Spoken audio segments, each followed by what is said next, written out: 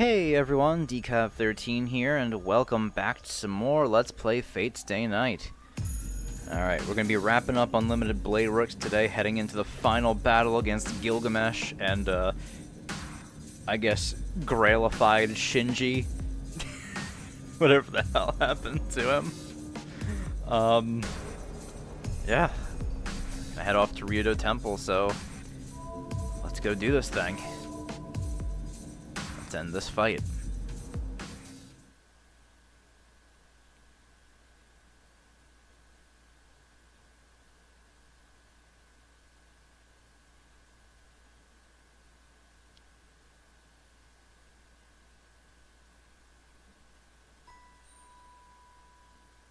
I turn off the lights in the house.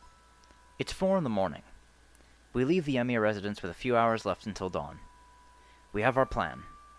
There's nothing else to discuss. Now we just need to go to the battlefield and carry out each of our responsibilities. There's no guarantee we'll come back safely. Well, until now it's been a recurring event, but this time there is no guarantee we'll return. So I need to make sure to turn off all the lights in my house. Someone's standing in the garden. A blonde girl gazes up at the night sky, doing nothing in particular. Oi! 何してるんだ、セイバー。空を見ていました。それと、この家を。She answers me in a very gentle voice. When we first met, she looked at this house with a different expression. いろいろありましたから、ずっと覚えていられるように、心に焼き付けておきたかった。Her voice. It reflects a determination that she might never come back, even greater than mine. そっか。できればずっと覚えていてくれ。I make a humble request of her from the windowed hallway. はい。では私からもお願いします。あなたたちは私が守る。ですから必ず、二人でこの家に戻ってください。ああ、必ず戻るよ。ここに。That's the only answer I can give now. We're going to destroy the Holy Grail. When that happens, Saber will leave too because she's a servant. I'd like her to stay here, and she's even developed an attachment to our home. But that's a rule she can't break as long as she's a servant. ちょっと、そこ何してんのよ。時間がないんだから急ぎなさいよね。A voice beckons us from the front door. Tohsaka seems to have finished preparations and is already at the gate. では、シロ。ああ、決着をつけに行こう、セイバー。I turn off the last light and leave the house with Saber. The night is quiet. In the garden under the starry sky, the illusion of a girl gazing up at the stars still remains.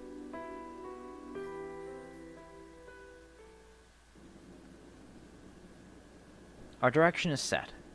Saber's going to breach Ryudo Temple from the front gate, while Tohsaka and I will infiltrate from the back of the mountain.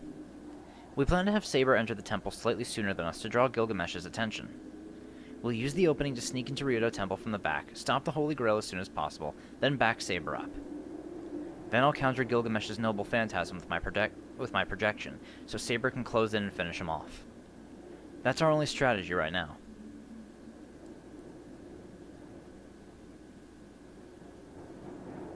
There's a barely intact path in the hills behind the temple. Tohsaka scales the slope as surely as if she'd scoped out the area beforehand. At night, the mountains are dark and sinister. The mountain is inviolable and spiritual ground, Jesus Christ, so it naturally repels us.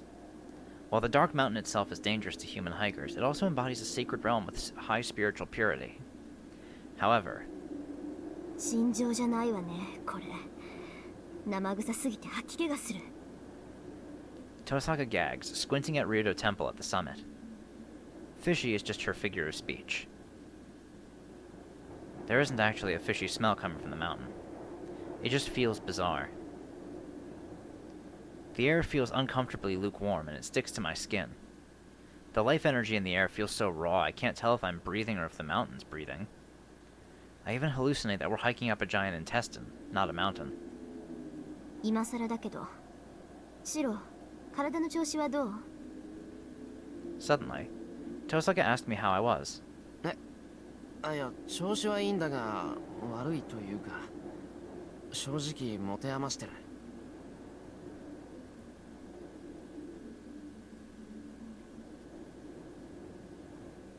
I tell her my honest feelings. With this much magical energy, 10 or 20 projections would be a piece of cake. But you could compare it to putting a jet engine on a worn-out plane.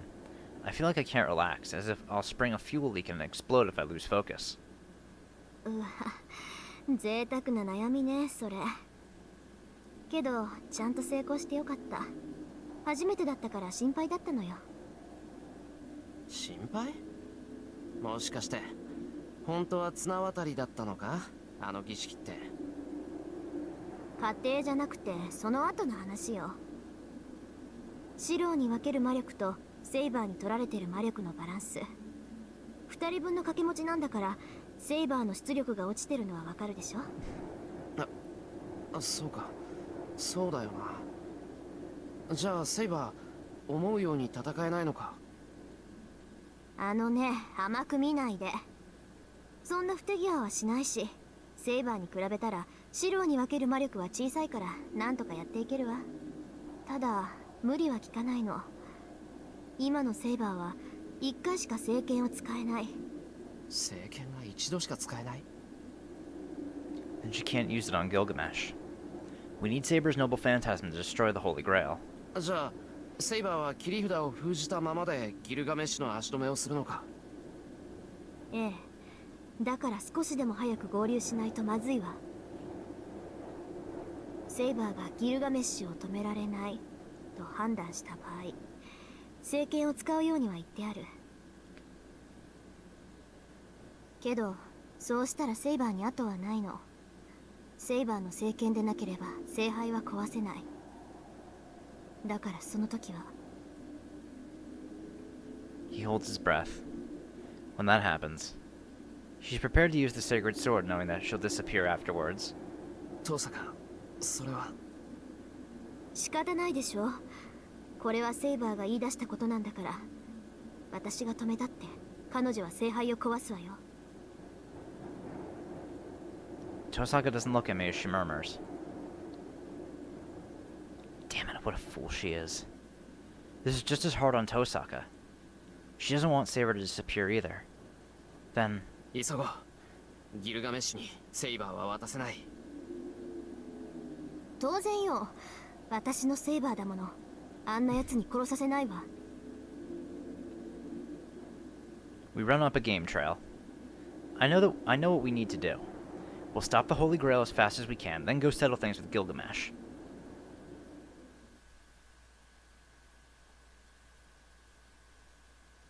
Yep, okay. Saber's perspective, then. She's entering the temple before us. The mountain is rumbling. Dark clouds shroud the sky, and the trees seem to tremble nervously due to the tremors. Saber watches it all from the mountain gate. She sensed it as soon as she felt the noxious, indescribable aura oozing from Ryudo Temple. The Golden Servant isn't the only one awaiting her at the top of these stairs. Something aberrant lies in wait for her and her allies.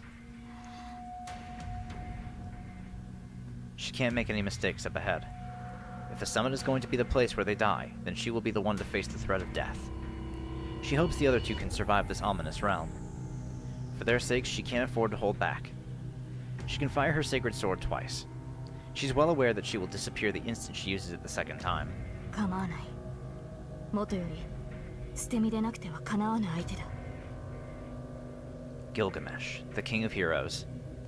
The only way to defeat the man with 1,000 noble phantasms is with a decisive strike from her sacred sword. じゃあセイバー、30分経ったら始めて。There is 1 minute left until the appointed time. Saber breathes in deeply and considers her condition. A breeze blows from the summit. She begins up the stone steps once the ill wind begins to shake the trees. She dashes up the steps in a single breath. As soon as she stepped foot on the stairs, the enemy would have realized her assault. The last servant she needs to defeat should appear within the temple grounds. She needs to get there as fast as she can and defeat Gilgamesh before Rin and Shiro arrive.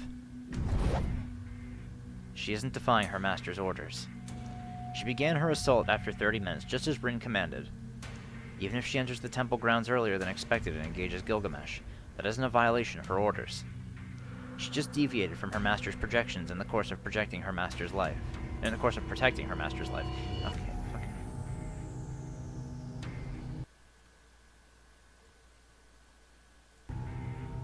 Okay, hold on. Fucking tired of that shit popping up when I'm playing. I don't know why it took me so long to fucking go and disable that shit, but no more. Okay, Rin commanded, violation of her orders. Right, okay, so that's where we left off. While the air from the summit is putrid, she is like a gust of cleansing wind that cuts at the rod as she ascends the steps. It will take her less than a minute to reach the temple. That should put her about 5 minutes ahead of Rin's projections. It will give her plenty of time to end the battle with Gilgamesh. She runs, enduring the ominous chill from the mountain gate. Like a silver speeding bullet, she races toward the summit. Just as she comes up to the gate, she didn't mean to stop, but she comes to a sudden halt. Sweat coats her forehead. Saber gazes up at the mountain gate in astonishment. Don't tell me Assassin's still fucking here. Oh my fucking god. Hey, Assassin, why are you still here? I thought Oh, right! Castor may have summoned him, but... Ooh... Castor may have summoned him, but he was connected to the ley line, not Castor herself. Right. A smooth voice cuts through the night. Oof. Unfortunate. Moonlight glints off the 5-foot-long sword. An enemy that shouldn't be here stands at the top of the steps. Assassin. Her voice lacks its usual grace. She's faced with an enemy, an obstacle that shouldn't be here. That fact robs her of her composure. どうしたセイバー。私がいるのがそれほど不思議か。私はここの門番だとお前は承知しているはずなのだが。His voice is delighted yet cool. The swordsman seems completely unchanged, his back to the ill wind from the summit. バカな。なぜここにいるアサシン。あなたはキャスターが呼び出したサーバントだ。キャスターが消えた今、あなたがとどまっているはずがない。通常のサーバントならばそうであろう。だが、私はちと特殊でな。Yeah. He's 好みを縛っているのは人ではなく、he is in この essence 土地なのだ。a rogue servant. He was summoned by Castor, but not her servant. He's a rogue servant that has ties to the ley line instead. Okay. お前たちがマスターと呼ぶよりしろ。私にとってはそれがこの三門ということになる。土地がよりしろだと。いかに魔術師といえど実体を持たぬサーバントにサーバントは維持できぬ。サーバントのよりしろはこの時代のものでなければならぬらしい。女狐は私を呼び出し、よりしろにこの土地を選んだ。故に私はこの三門にのみ出現するサーバント。召喚者であるキャスターが滅びたところで、この三門がある限り消えることはない。もっともそれも日雇いに過ぎんがな。女狐が私に与えた魔力はおよそ20日分。その限度がいつかお前ならば見て取れよ。 The swordsman explains in a sing-song voice and lifts his right arm. In his elegant garment, his pale arm is transparent like glass. アサシン、あなたは。 So he's on the verge of disappearing. 見ての通り、夜明けまで持たぬ身だ。20日の刻限などとうに過ぎている。ここまで持ちこたえたことこそ行幸と言えよ。 She looks up at the swordsman in shock. His aura emits neither bloodlust nor hostility. It simply demands combat. Oh yeah, so I guess that means he's not tied to the ley line then, because if he was tied to the ley line, he'd be receiving magical energy from that. But... yeah, okay. He desires a pointless duel to the death, irrespective of victory or loss. では、私と戦うために残ったというのですか、アサシン。言わせるな、セイバー。口にすればつまらぬ言葉になり下がる。 Assassin chuckles. Saber can understand the swordsman's reasons, but she doesn't have time for this. Unless she hurries, her allies will arrive while she's fighting Gilgamesh. No, in the worst case, they might arrive first and be forced to engage him without her. そこをどけ、アサシン。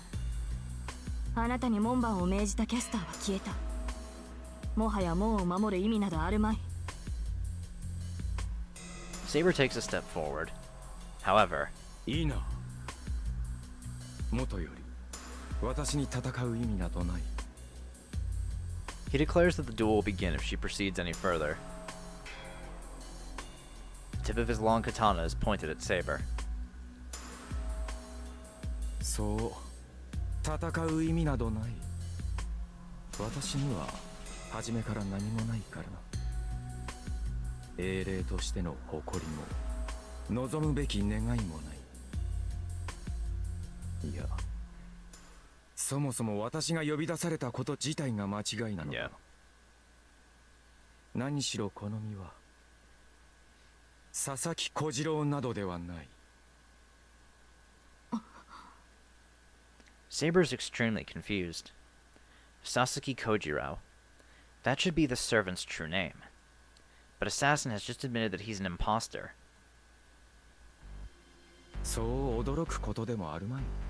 佐々木小次郎というものはな、もともと正体のない架空の剣士なのだ。実在したとされるが、記された記録はあまりに不鮮明。ある剣豪の敵役として都合が良い過去を捏造された。人々の記録だけで剣豪とされた人物だ。確かに佐々木小次郎という男はいただろう。物干し竿と呼ばれる長刀を持つ武芸者もいたはずだ。だがそれらは一個人のものではない。佐々木小次郎という剣士は引き立て役としてのみ作られた架空の武芸者であったはずだ。架空の英霊ですが、あなたは。そう、佐々木小次郎だ。佐々木小次郎というからそれをかぶるに最も適した剣士が私というだ。私に7度ない。読み書きなど知らぬし、名前を持つほど余裕のある人間ではなかった。私はただ記録にある佐々木小次郎の秘剣を披露できるという一点で呼び出された亡霊だ。偽りのサーバントであるこの身は長くは持たぬ。故にキャスターも使い捨てとして扱った。そら意味など初めからないだろう。たとえここで偉業を成したところで報酬は全て佐々木小次郎に与えられる。私には何も返ってこない。無である私にとってあらゆることは無意味だ。この身は自分すら定かではない。佐々木小次郎という役柄を演じるだけの名のない使い捨ての剣士に過ぎぬ。 The long sword sways. The swordsman created as a fictional character stands in Saber's way, prepared to fulfill his role. だがその私にも唯一意味があるとすれば、それは今だ。無名のまま死んでいった私にもし望みがあったとしたら、then surely the nameless swordsman would have dreamed of facing a superior swordsman, something he was never allowed to witness in life.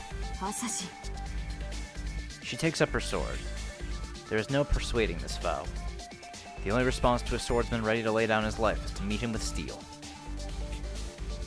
では始めよう。何元より花と散るこの身。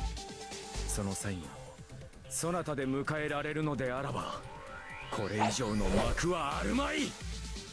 His long sword sweeps through the air.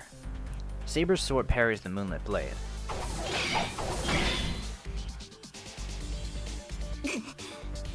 The katana suddenly changes direction. If she uses her strength against this man, she won't be strong enough to face Gilgamesh at the summit. But she also can't afford to hold back against Assassin. No. She can win even if she... Can she win even if she goes all out against him? Katana's attacks grow sharper with each swing. A fictional swordsman. A master of the sword with no noble phantasm, who can fight on equal ground with heroic spirits. She must settle this duel with him now.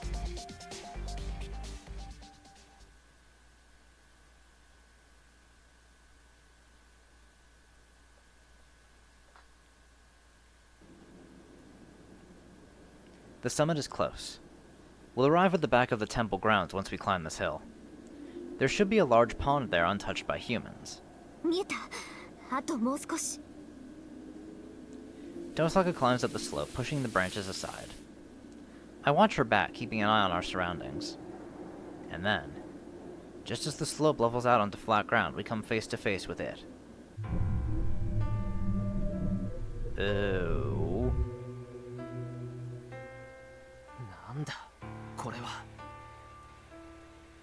It's a squirming hunk of flesh. The thing enshrined in the center of the pond seems to writhe and beg for help as it spews rotting black liquid around it. How big is that thing?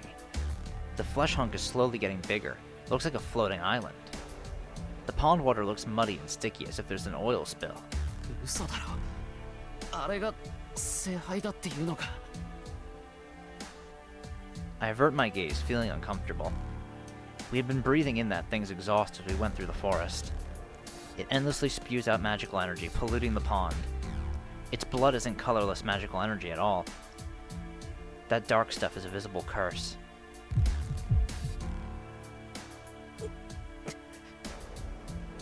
Even looking at the black mud gives me chills. The curse breaches my retinas. It hammers a single cold command into my brain.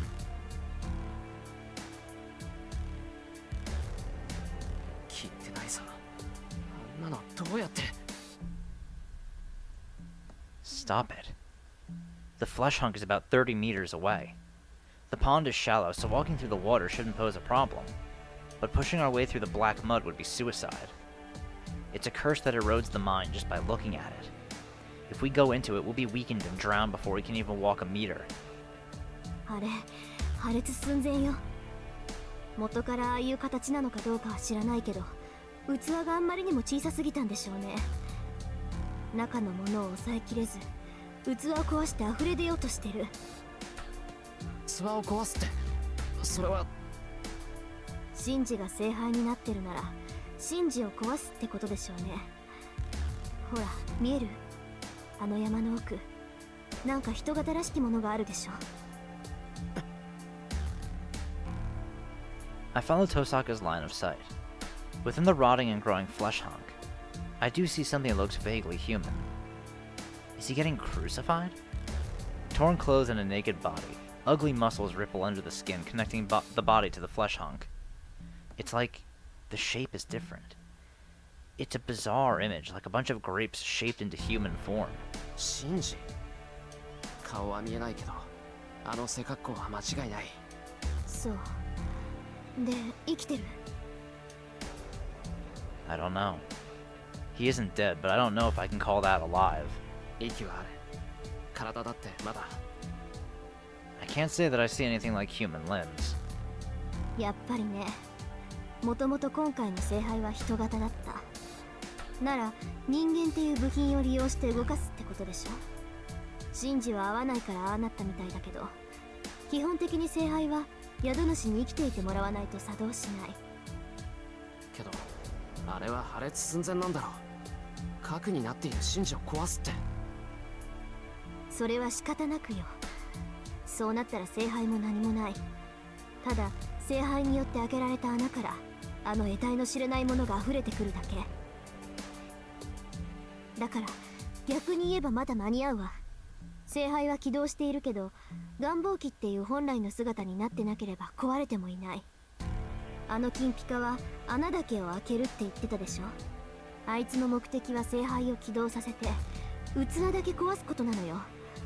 そうすれば今みたいにあの得体の知れない泥が際限なく溢れ出てくる。 There's no time to consider it.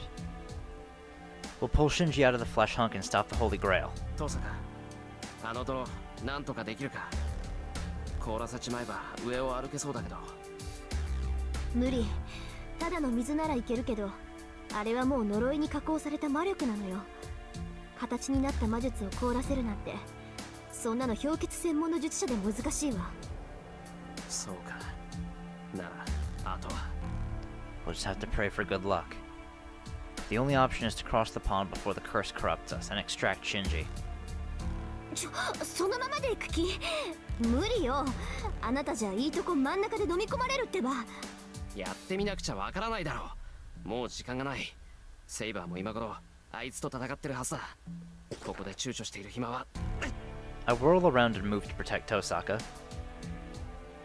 これは驚いた。 Well, shit. まさか三度もその不出来な顔を見るとはな。雑種。 Gilgamesh sneers at us.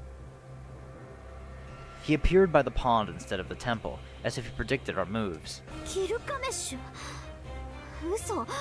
なら誰と戦ってるのよ、セイバーは。Tohsaka's words indicate that Saber's engaged with some other enemy at the moment. I don't know who that might be or how she ended up fighting them.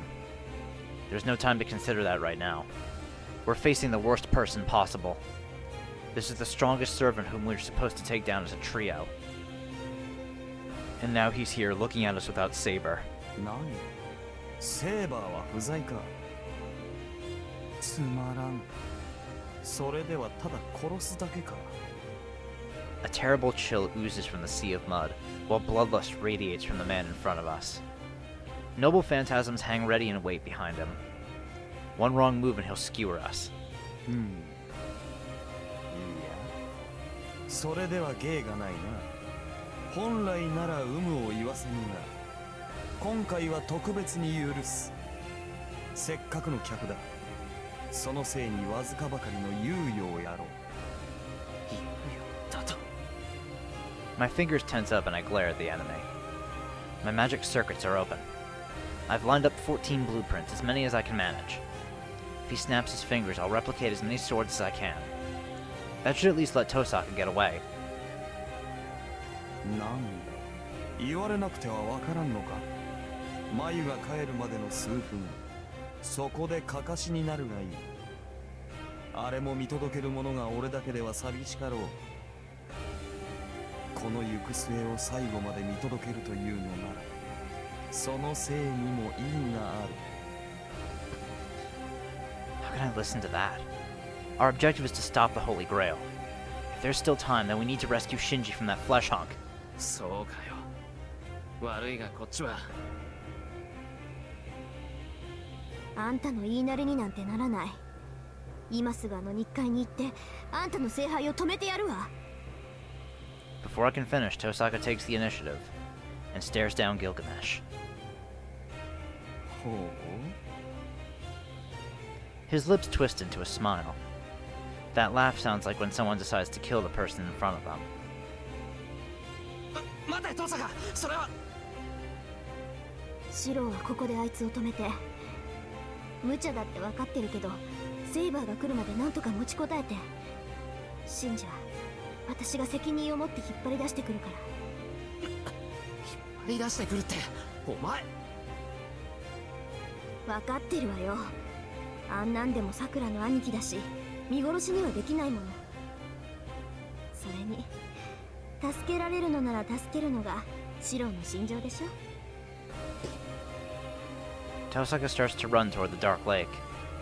Is she going to go into that mud as is?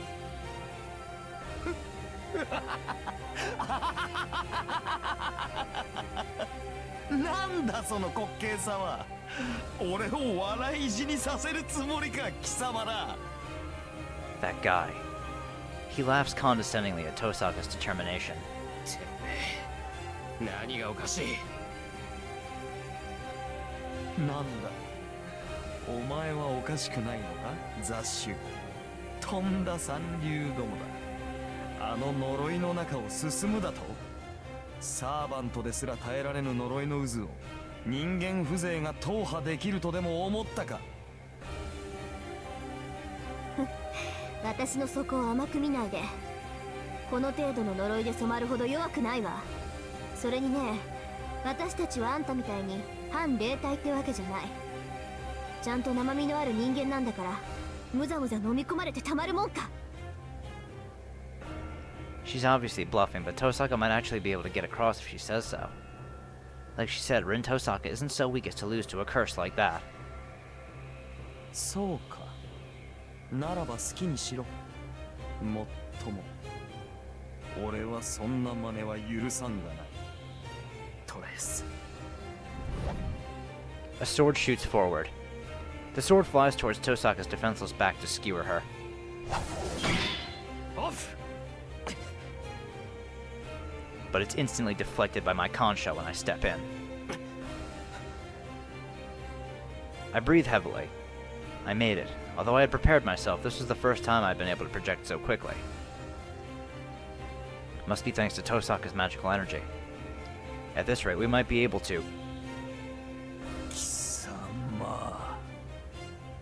Murderous rage fills his red eyes. My projection triggers him to get serious. The noble phantasms behind his back increase in number. シロ、 Behind me I hear Tohsaka's concerned voice. I don't look back and I keep my eyes on the enemy with my concho at the ready. トサカ、シンジを頼む。 That's all I say to her. 任せて。すぐに連れ帰ってくる。 I hear the sound of splashing water. Tohsaka jumps into the sea of mud without hesitation. Then I'm going to protect her. I won't allow a single noble phantasm to reach Tohsaka. お前の相手は俺だ。トサカに手を出したかったら、まず俺を倒しやがれ。 I take a step forward. This must have ticked him off. The golden servant takes his eyes away from Tohsaka and focuses on me. あの小娘はのたれ死ぬ。俺が手を下すのはあくまで慈悲だったのだが。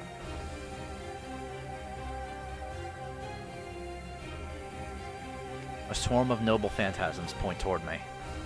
He ignites his murderous intent like a sharp blade. その前に貴様には思い知らせる必要があるようだ。薄汚い贋作者。その身をもって真偽の違いを知るがいい。 He deploys his own treasures without reserve.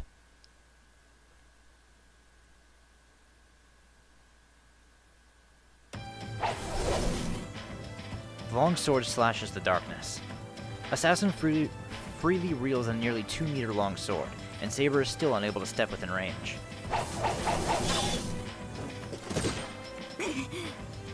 She can't avoid it and falls back. The distance between the two sides does not shrink.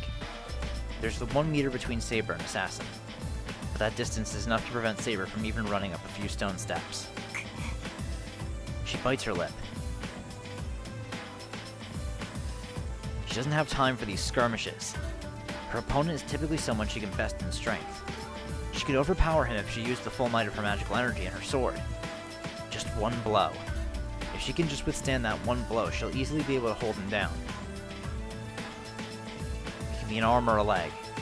If she doesn't show she's sustained a few scratches, then it won't be another attack. The moment she receives the blow, she's confident she can step into Assassin's range and cut her enemy in two. And yet, if that first blow manages to get her neck, there would be no way she can overpower him. That's the kind of blow this servant in front of her can execute. There's no restraint, and there are always blows that are meant to take one's life. The only possible way to prevent that is to retreat. She's at a positional disadvantage since she can't turn an attack from the side, and the enemy's skills prevent her from moving forward. though she can't step forward.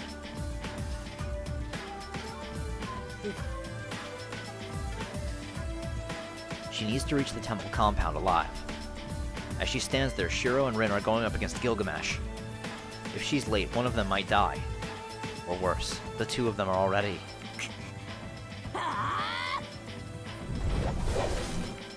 She runs.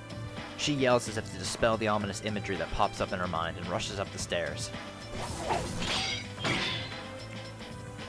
Two trajectories collide. Seeing her rush up with abandon, Assassin swings his sword not at Saber's body, but at the sword swinging down toward him. ほう、さすがはセイバーの剣。数回程度ならば耐えられると思ったが、一撃で曲がるとは。Sparks fly. They try to push each other out of the way as the sword and katana clash. 受けた。アサシンは私の剣を。Assassin's katana is fragile. While the katana may be able to cut iron in two, it is still made by humans. It cannot compete against her sword, which was forged and created by non-humans. If struck from the front with force alone, the long katana will surely be shattered. Knowing this, Assassin made Saber retreat by parrying the sword and going for her body instead. But Assassin blocked her attack. No matter how well trained and how tenacious Assassin is, his katana would not be able to fully defend against Saber's blow. The long sword caught Saber's blow is now bent at its core. At this rate, he can no longer maintain his sharp advantage. 勝てる。無傷でこの男に勝てるのか。She asks herself as she pushes back against Assassin's long katana. Her hesitation creates an opening. There is a reason Assassin blocked her sword. Before she realizes that reason, she's standing in a particular position. Uh-oh. She's standing at a different position. The two, who were once standing at the top and bottom of the stairs, are now level with each other. And here comes Swallow Reversal, huh? Without realizing it, Saber's body shifted to the side and she was forced to stand on a flat footing. This is a repeat of last time. They are standing level with each other. A suitable footing to wield the secret sword. Here, Assassin is able to execute his magical blade. Swallow Reversal. The three arcing blades encircle the enemy, and the target has no chance of defending or evading. It ensures that the enemy is killed. A chill. She shudders from the chill running down her neck. アサシン、貴様。 Saber's strength leaves her. She can push back right now. As she is superior in strength, she can knock down Assassin and finish him off as she runs up to him, or she can just run up toward the temple gate. But the outcome was going to be the same either way. If she disengages, that thing is going to come. Even if she knocks him away, whether she rushes in for the final blow or exposes her back to run up the stairs, the magical blade will be released, and it will be over for her. Which means she can't push forward. She can only let herself ease up and match Assassin's stare. 良いのか、力を弱めて。これならば、私の方からお前を弾き飛ばせるが。Assassin looks at the cornered Saber with satisfaction. There is nothing callous in his mannerism. The swordsman with the long katana is simply admiring the determined look of his opponent, who is seeking to recover from a hopeless situation. このために自らの武器を傷つけたのか、アサシン。無論、拉致が開かぬのでな、勝負をつけに来た。これならば、以前のお前に戻ろうと思ってな。果たし合いの最中に、後のことなど考えるな。She holds her breath. Assassin's words tell her that he sees right through her, yet it does not sound insulting.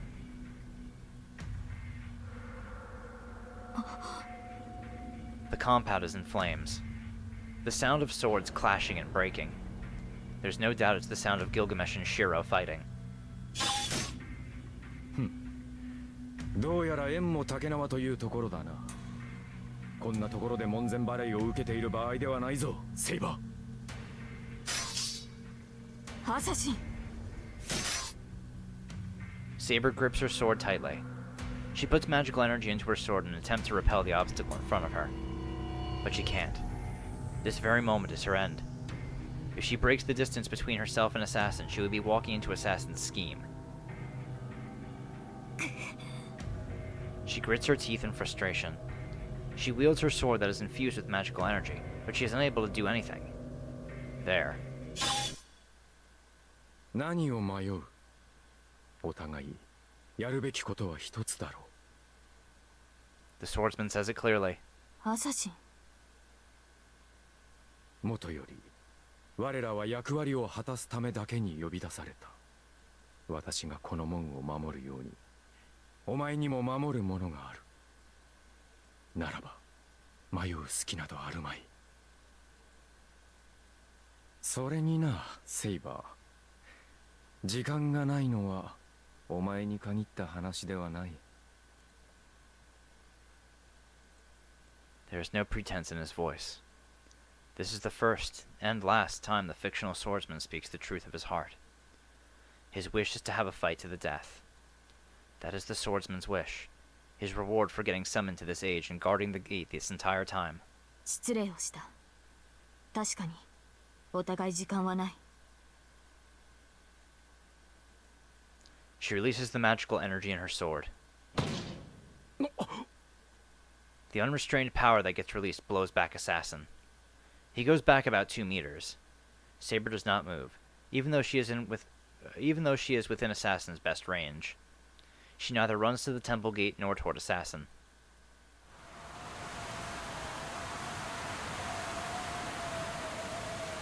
She unleashes her seal. Her sword is revealed and Saber confronts Assassin. There is no hesitation in her eyes. She will use her entire strength if need be. Her eyes declare that she will use all her strength to defeat the enemy in front of her.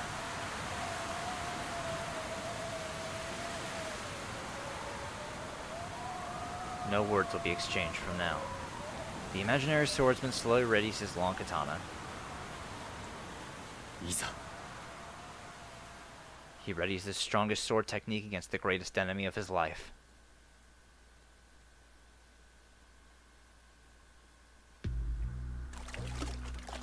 She walks through the sea of rotten flesh.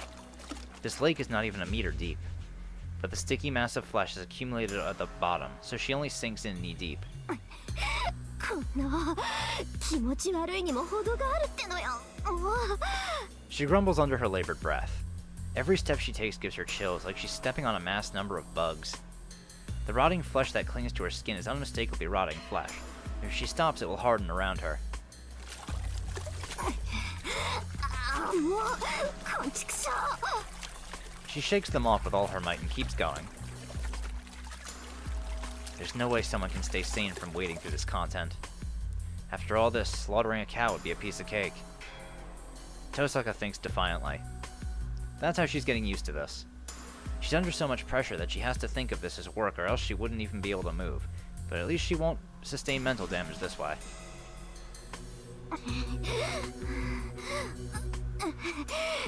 But she can't endure this with just willpower alone. With each step forward, her body heat rises.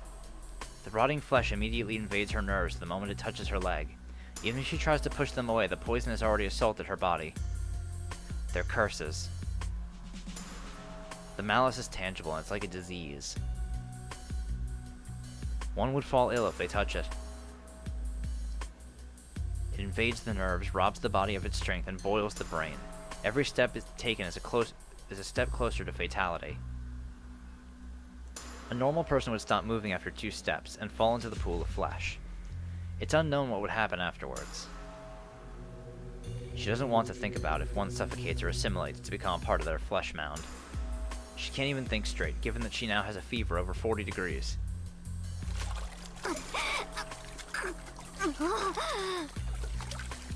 Her feet and body threaten to fall over, but she pushes on, desperate to move forward. Rin didn't jump into the pool of flesh without a plan. She has swallowed her 2 remaining precious jewels, and she's using all the magical energy she saved up to create a defensive film over herself. If this curse really is a crystallization of pure magical energy, then she should be able to repel it by shrouding herself with strong magical energy.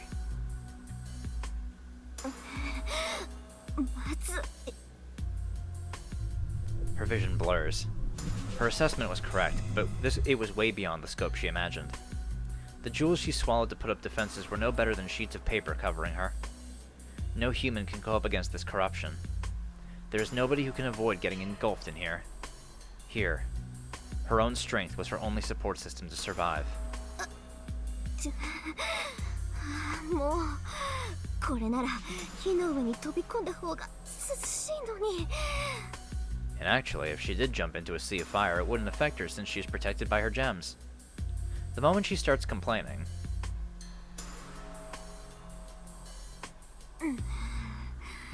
she gets angry at herself for even mentioning it and regains her vigor. That's not true. Even if it's not true, she can't crack a joke like that when dealing with something like this. In her feverish state, she listens to the clash of swords behind her. She can't see the two anymore. Did Shiro lead the battle away, or was he driven into a corner? Either way, the battle between those two seemed to have moved to the temple grounds. あと少し一気に行くからそれまで。 She runs. She's barely fast enough to walk, but she moves her feet anyway. She pushes through the decaying flesh. She breathes heavily as she reaches for the lumps of flesh.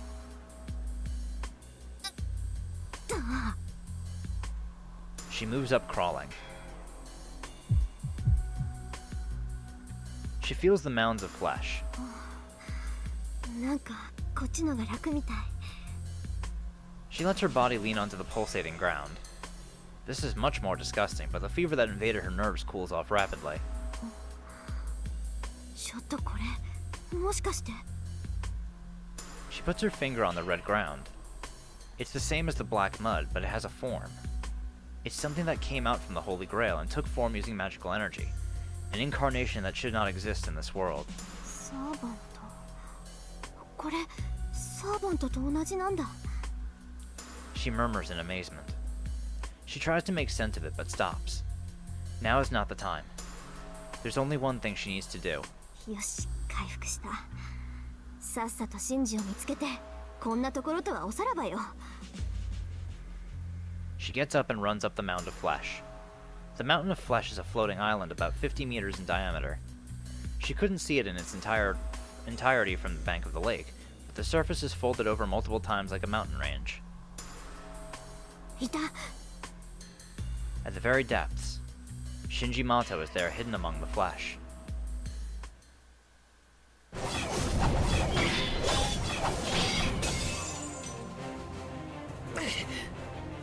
I repel the incoming swords. There are more than 10 noble phantasms deployed, and all of them shoot straight toward me like arrows. I throw away the swords that turn to dust and ready for the next attack. In a single gulp of air, my labored breathing goes back to normal. If my breathing is labored, I can't do projection. Without a weapon, my body will get skewered.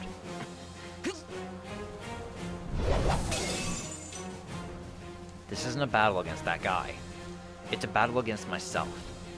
The moment my projection's speed and accuracy go down, that's when I'll disappear. はっそうだ休んでいる暇はないぞ I respond to his voice, and a straight sword I've never seen before points towards me. It makes a loading sound and shoots toward me with lethal speed. とりあえず I'm unable to deflect the full impact, and I fall to the ground on my back. I quickly roll to the side and stand up to regain my stance. どうした質が落ちているぞわずか一撃で壊れるようでは複製とは言えんな A scornful laugh. He's obviously enjoying this. If he releases all the noble phantasms behind his back at once, there's no way I could defend myself. But he's only shooting them off one by one, holding back to test my limits.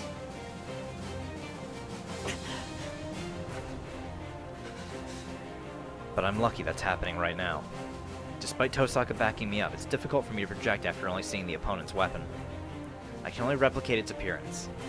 I can't construct its inner abilities, which is why they get destroyed after a single hit. やろうこんなんでどうやって That guy said I'm the only one who can beat him.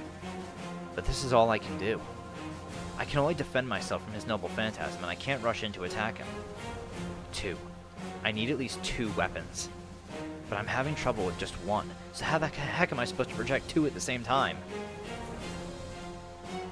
どうした歯ごたえがあるのは口先だけかフェイカー He must like seeing me roll around as he looks entertained. I catch my breath. Things are fine as long as he's enjoying this. As long as he's acting that way, there's still a chance for me to win. そうです。 I direct my mind to look inside me. There's only a few circuits. There, I mentally line up all the blueprints I can imagine. I visualize 17 noble phantasms. I analyze its internal structure based on their outward appearance, and I draw out the concept of creation to choose its compositional material.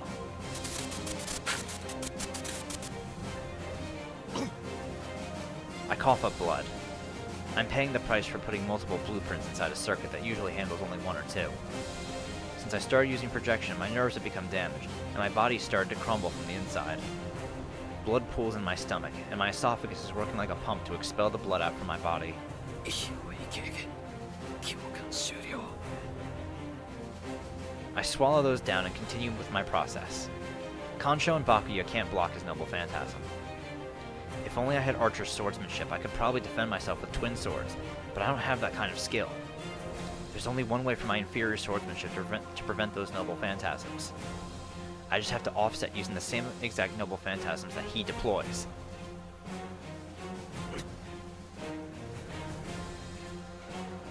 I still have enough magical energy. Tohsaka's supply has been more than enough. But my circuits are moving that energy on the verge of corrosion. My end is near. The moment that guy gets serious, I'll have to project the same amount of noble phantasms he deploys, or else I won't survive. But at the same time, my body will definitely be destroyed if I project that much. 工程完了。戦闘へ待機。 I save the images flowing in my mind. The swords that try to go outside will actualize as I imagine them, and pierce me from within. If my burned out circuits can't control it, the swords inside me will shoot out and I will literally be a pincushion. おお、今度は多いな。10、15、17。そうか。目に見える我の宝具を全て複製したわけか。なめるな。魔術師の手の内など看破できなくて何が英霊か。お前に働く魔術の数ならそれこそ手に取るようにわかる。 His line catches me off guard. Is the King of Heroes who possesses thousands of treasures trying to say that he can perceive our magecraft just by looking at us? では採点だ。最も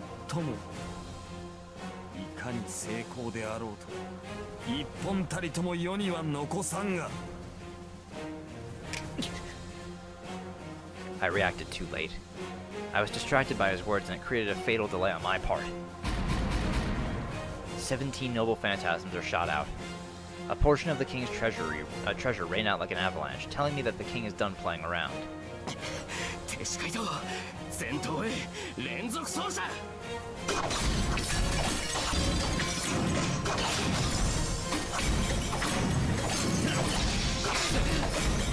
My body wavers.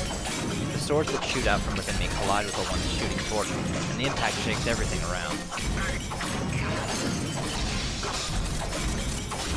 I can't block them all. Even though I project 17 noble phantasms, I can only give form to them one at a time. Even if they're consecutive, I can only deploy one at a time. On the other hand, my opponent is able to shoot them all at once. I've been no match from the get-go. ガラス細工にしてはよく持つ。それもあと数撃か。そうだ。急いで真似れば安先だぞ。 I hear him taunt over the clashing swords. 12 more enemy noble phantasms. ことごとくこうよな。俺には勝ち得ないと考え、聖杯だけでも取り外す判断は正しい。お前では我には叶うべきもない。 My fingertips are burning. The magical energy I emit and the heat from the colliding noble phantasms mercilessly burn my fingertips. 7 more noble phantasms left. But in that case, why have to kill that much? 殺してしまえばよな。聖杯を止めたいのであれば人事を始末することこそが確実だ。魔術師であるお前たちならばあの泥を越えずとも殺しようはあったろう。だというのにまだ救おうというその偽善、まさに雑種の具現よな。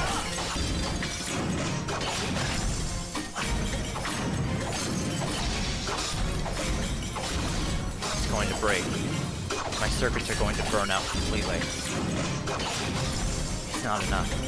I'm no match against this man with my measly circuits.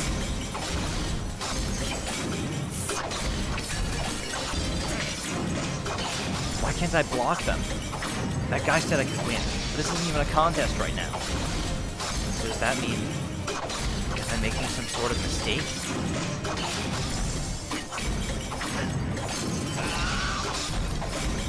Three noble phantasms left. I don't know if my body can hold out until I block them all. No. What I need to be thinking about right now is what the difference between my blades and Archer's blades. In that moment, all of my senses freeze up. I don't even look at the remaining three noble phantasms. I'm focused on the golden servant pulling out a sword. Oh, a strange sword. My mind goes blank the moment I see what looks to be a stone pillar. He finally decided to draw Ia. 女を救うと言ったな、小僧。 His taunting voice echoes with the roar of the sword. I eliminate the three remaining blueprints in my circuit and rapidly try to read his sword. And yet... 読めない。 Until now, I've been able to read every sword. But I can't read the construction of that sword. ならば見せてみろ。その贋作で一体何が救えるのかを。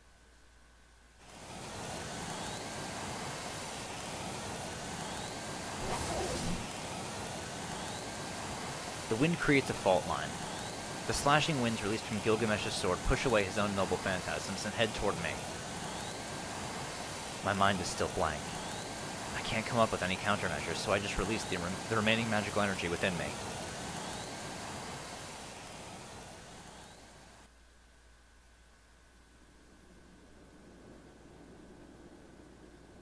Iza. The swordsman holds up his sword. An unknown imaginary stance for an unknown imaginary man. He readies his fatal technique that cuts his enemy by simultaneously executing blows from different angles. She's experienced that attack before. The previous one only attacked in a circular motion and at a vertical axis. That was why she was able to avoid it and managed to survive. But the true technique is said to have three trajectories. A circular and vertical slash, and probably a horizontal slash that cuts anyone who tries to escape sideways. If all three of those were to be released simultaneously, there's no escape. Once in range, the other two attacks will hit even if the one is blocked. Escaping sideways is impossible, and the long katana will be able to make contact if the target tries to retreat back.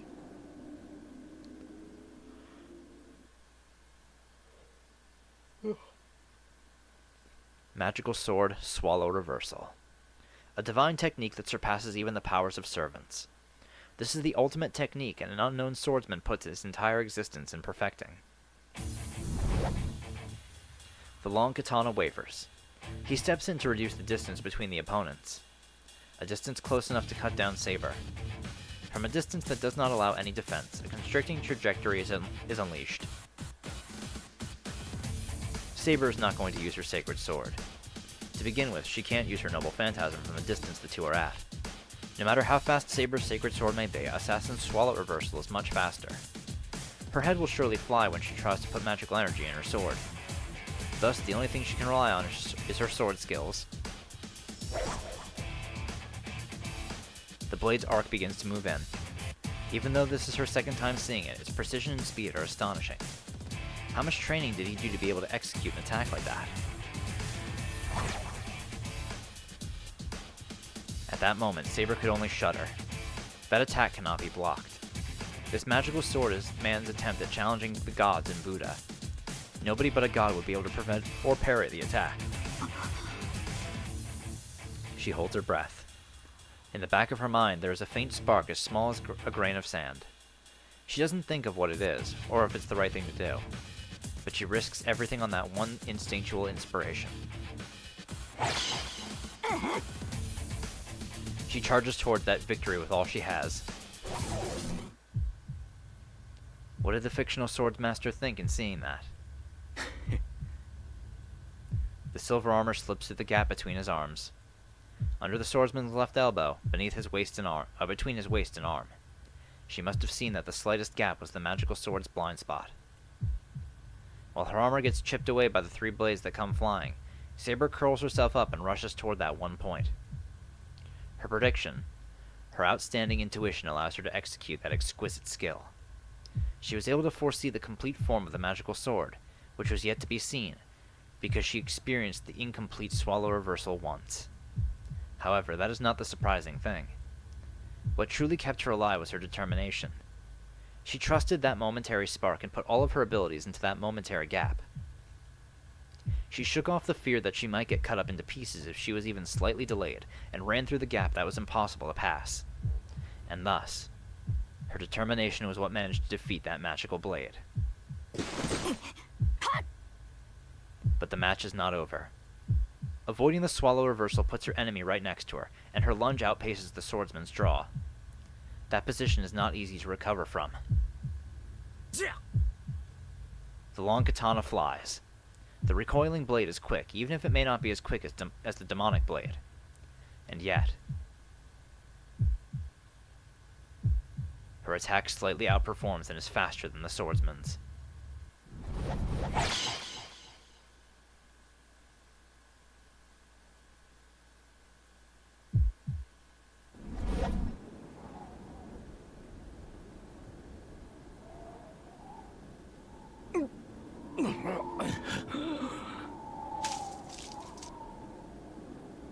He purses his lips. He closes his lips tightly and strains to keep himself from collapsing. The blood that flows back from his gut fills his mouth, but he swallows it, determined not to spit it out. The golden-haired knight stands below the swordsman. The swordsman's code does not allow him to do something like defile his opponent in her brilliance with the expulsions from his innards. Saber says nothing. Strands of her golden hair flutter on the stone stairs. It's a wonder her head is still attached. It's a miracle that her limbs were not sheared off. She felt her body would be cut in four the instant she went into that opening. There was only one factor that made a difference. The swordsman's long katana. Had his blade not bent, his magical sword surely would have been invincible.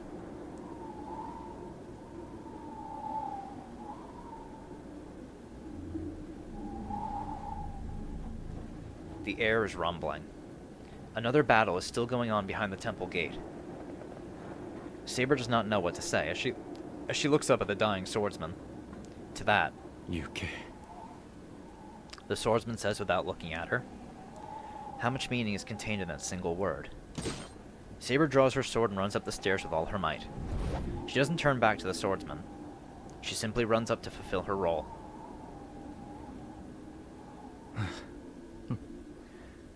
美しい小鳥だと思ったのだがな。その実、獅子の類であった。 He mutters, and the swordsman laughs, realizing it was inevitable. She avoided something that even a swallow could not avoid, and thus she was not an object to be admired and loved.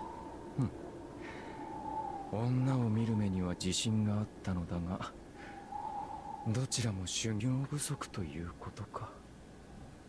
The swordsman complains with a shrug. His form and his elegant howery were starting to fade. His pierced stomach and blood-stained feet became faint. Yet he looked at the situation unconcerned, and sat down on the stone pavement. The trees rustle. The wind coming down from the top of the mountain shakes the forest. Okay. By the time the flowers scatter, the birds disappear, the wind stops, and even the moon in the sky fades. The swordsman who was just there disappears without a trace, as if his existence was just an illusion.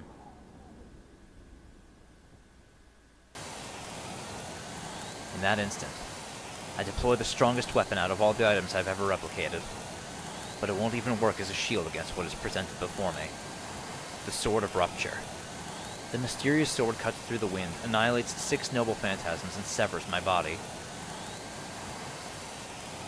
It's disappearing.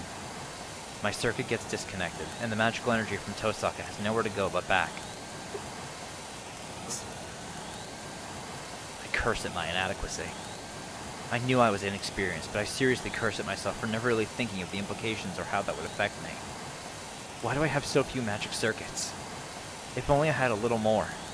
If only I had a little more and reached beyond that darkness a bit. I could have fought like him.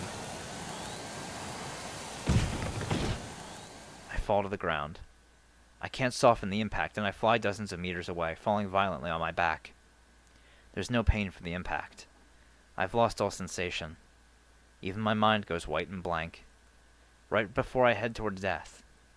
My last thought is how amazed I am that my limbs are still attached. そこまでか。やはり偽物は偽物だったな。お前では何も救えない。My heartbeat gets weaker. My lungs are not moving and my trachea is frozen. これならばアーチャーが残った方が楽しめた。奴も贋作者だったが、その理念は俗物ではなかったからな。The fact that I can't see is because my eyes are damaged. Right now, everything inside me is messed up and my body has ceased to function properly. Maybe I would consider that to be fortunate. I've forgotten all sensation of pain, so I should be able to die easily at this rate. ああ、そういえば奴も言っていたな。お前の理念は借り物だと。自身から生み出したものが一つとしてない男が何かをなそうなどとよくも思い上がれたものだ。I can't let that happen. Even if the pain causes me to be brain dead if I come to my senses, I tell myself I need to regain consciousness and stand up. My deeply rooted psyche is pointing to a certain place and telling me something. 正義の味方？誰も傷つかない世界だと？おかしなことを。誰も傷つかず幸福を保つ世界などない。人間とは犠牲がなくては生を謳歌できぬ獣の名だ。平等という綺麗事は闇を直視できぬ弱者のざれ事に過ぎぬ。雑種、お前の理想とやらは醜さを覆い隠すだけの言い訳に過ぎん。I raise my arm, even though I shouldn't be able to move. My body is on the ground and my consciousness is on the brink of death. I raise my arm to grab onto something, like I did on that fateful day. I don't know what's funny, but someone's laughing. The high-pitched laughter that assaults my ears sounded like everyone in the entire world was laughing. A fake wish. A borrowed ideal. That dream won't come true, someone sneers. Yeah, they're right. These thoughts of mine are borrowed. I just admired the wish to help someone because it was beautiful. There's nothing that came from me. I was always driven by this curse-like obsession that my body needed to be for someone else. That's why it's fake. Such hypocrisy will save nothing in the end. First of all, I don't even know what needs to be saved. But I also still feel that's beautiful. That concept did not come from me. I just saw someone save someone else and mimicked it. On that day, I was empty inside. Everyone died indiscriminately, and I couldn't save anyone. I couldn't suppress my terror at the sight that was unraveling before me, and I had no choice but to resign myself to the fact that humans were weak. That's why I admired that ideal. I cried at the preciousness of it because I didn't have it myself. Is that wrong? Is it fake because it's not my own feelings? Is it wrong for that wish to come true if it's fake?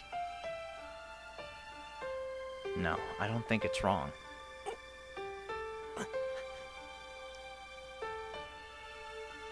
I don't care if it's fake. Even unattainable ideals just need to be fulfilled. It was a dream that couldn't be granted from the start, an unreachable utopia. Then even if Shiro Emiya is a fake, The thing that is there is undeniably real. そうだ。そんなこととっくに。I know I can't save everything. I know that there's no salvation without sacrifice. Now that I'm an adult, I understand that's reality. Despite knowing that such a thing was only an ideal, I continued to seek for it. It doesn't end when someone gets hurt. Even if the best outcome is for someone to get hurt in order to save many, I'm still going to seek a version of happiness where no one gets hurt. There's no justice in this world. The reality is that people keep dying for nothing. But I don't think resigning to that idea is right.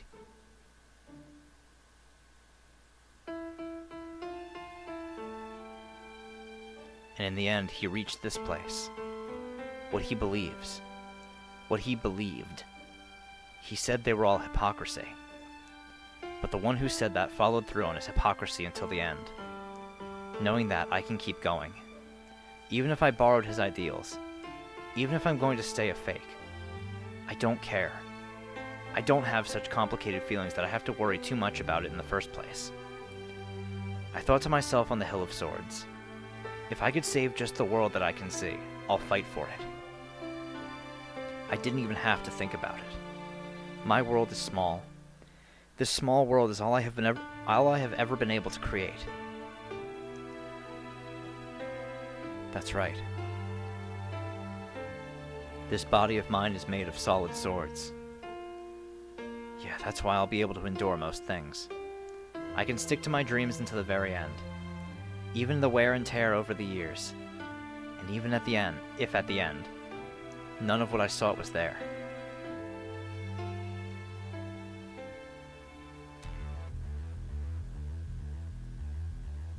なんだ、それだけのことじゃないか。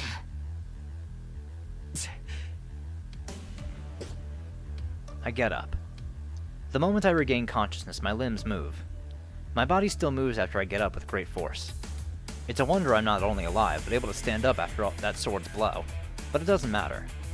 If I'm alive, there must be a reason why. It's something that I just have no control over. 直前に盾を敷いたのか。出し惜しんだとはいえ致命傷だったはずだが、存外にしぶといな小僧。出し惜しみそんだけ山ほど持っておいて今さら何を惜しむってんだ。 I steady my breath while keeping my distance. I know how to do it now. I'm sure I can do it with Tohsaka's backup. The problem would be my casting time. I may have memorized it, but I don't know how fast I can get it to work for me unless I try. 今のは覇者にのみ許された剣だ。強が乗ったゆえ見せてやったが、本来雑種などに使うものではない。エアと打ち合う権利を持つ者はセイバーだけだ。お前のような偽物に使ってはセイバーに合わせる顔がない。Numerous noble phantasms appear, but all of them are third-rate weapons. After seeing the sword I just saw, the difference is obvious. But those weapons are still not to be taken lightly. Normally they would be more than enough to kill me. The difference in our strength has not changed. Even though I miraculously survived that last attack, I'm no match against that servant with just my projection. ほう、真似事はおしまいか。ようやく無駄と分かったらしい。ならば潔く消えるがいい。偽物を作るその頭蓋、一片たりとも残しはせん。 The floating noble phantasms are deployed. But then, a gust of blue wind intervenes between us. セイバーか。 Gilgamesh instantly jumps back. Even Gilgamesh is cautious against Saber. Seeing as his swordsmanship is inferior, he probably wants to avoid hand-to-hand combat with Saber. よかった。無事ですか、シロ。遅くなりました。あとは私が受け持ちます。シロは離れて。いや、ギルガメッシュは俺一人で何とかできる。離れるのはそっちだ、セイバー。Even Gilgamesh. 何を言うのです、シロ。その体で彼の相手をすると。いえ、そもそも魔術師ではサーバントには太刀打ちできない。けど俺とあいつだけは例外だ。信じろ。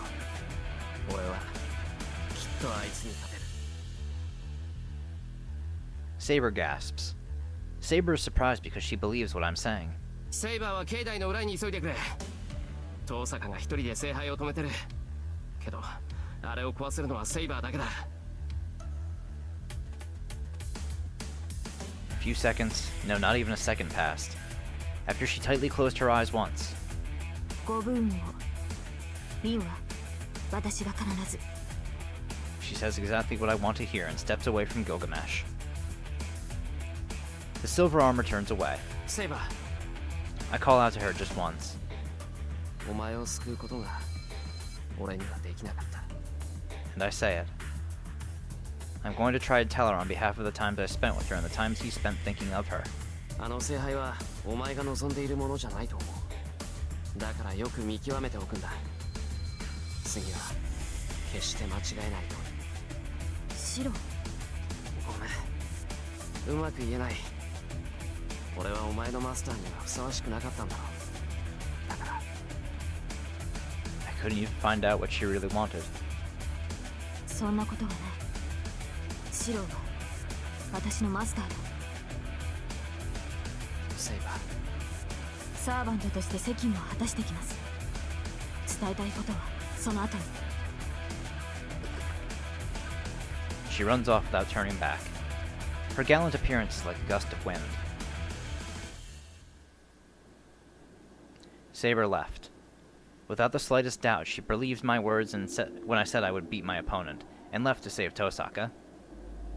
Alright, let's go. From here on, there's no room for hesitation. All I need to do is to defeat the enemy in front of me.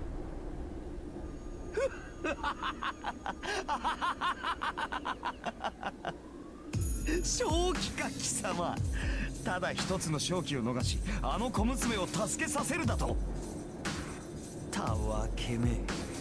自らを犠牲にする行為など全て偽りに過ぎぬ。それを未だ悟れぬとは筋金の入った偽善者だ。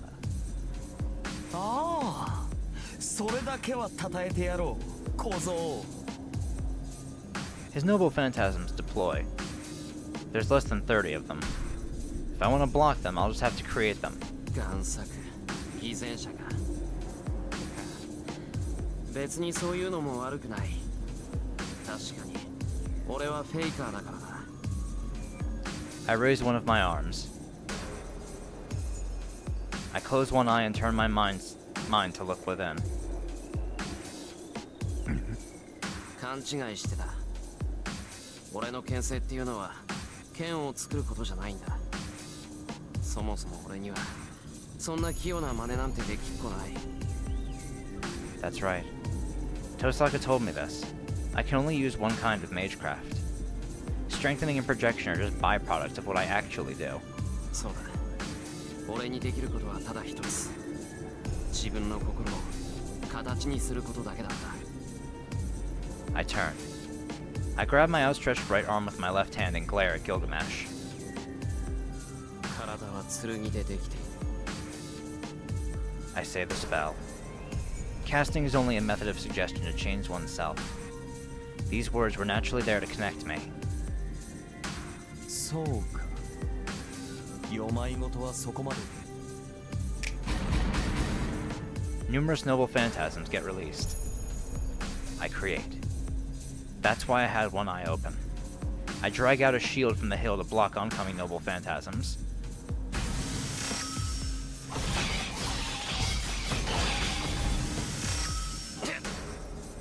The swarm of swords strike wildly. The shield is Shiro Emiya, myself. The 7-petal shield cracks, and my body chips away with every fracture. 塩は鉄で、心はガラス。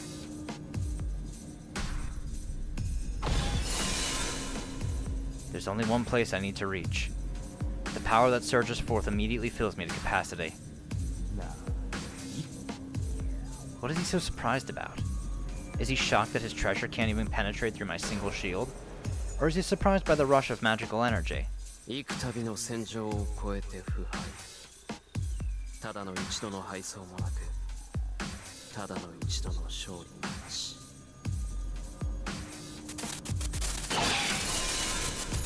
It's going to break. The surging magical energy can't be suppressed. 10 units of magical energy filling a single magical circuit break the foundation to find release. 突破できんだと My blood flows backwards.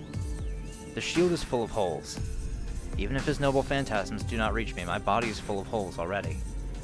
And yet, 担い手はここに一人。剣の丘で鉄を打つ。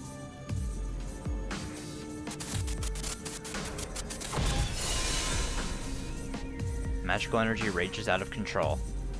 But I don't care. My body is a circuit that solely exists to use a certain magecraft, and that magecraft alone. So there should be something beyond that. There should be something beyond that if I can't make it with this circuit. No, even now it's there. It's just not visible. There were no circuit limitations from the very beginning. If what was preventing it was not a wall, but darkness, then the limit is somewhere beyond the darkness. ならば、我が生涯に意味はなす。 I really appreciate he has his own chant for it. Not just copying archers. 10 units of magical energy filling a single magic circuit break the foundation to find release, and I will use 100 circuits to take in 1,000 units of magical energy. この体は無限の剣でできていた。 I say its true name. In that instant,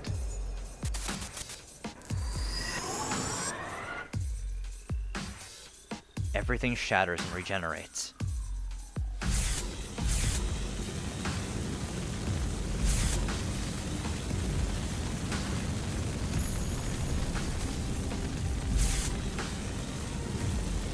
Flames rush.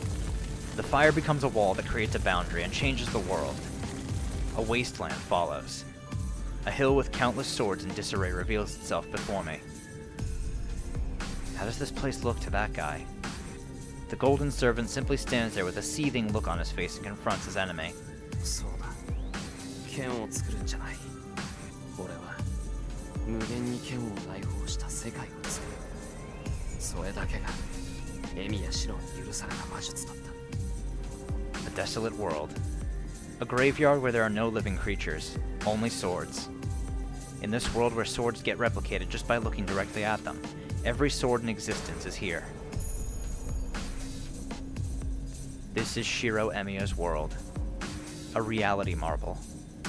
The greatest forbidden magecraft that materializes the caster's mental world. This is the heroic spirit Emiya's noble phantasm, and the only weapon I possess. Everything is here, and nothing is here.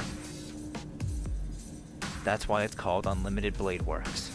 As someone who lived his whole life as a sword, this is the only definite and tangible answer he was able to obtain.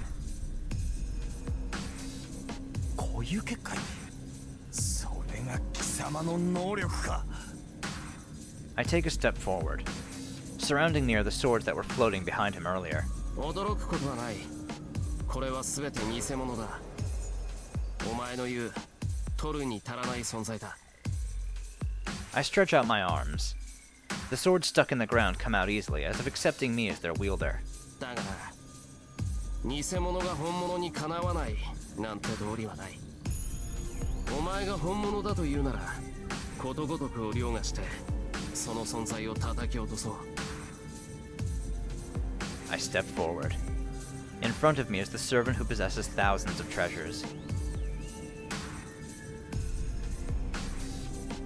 行くぞ英雄王。武器の貯蔵は十分か。思い上がったな雑種 The enemy opens his gate and deploys numerous noble phantasms. I charge through the wasteland. Here, the two different groups of swords begin their final clash.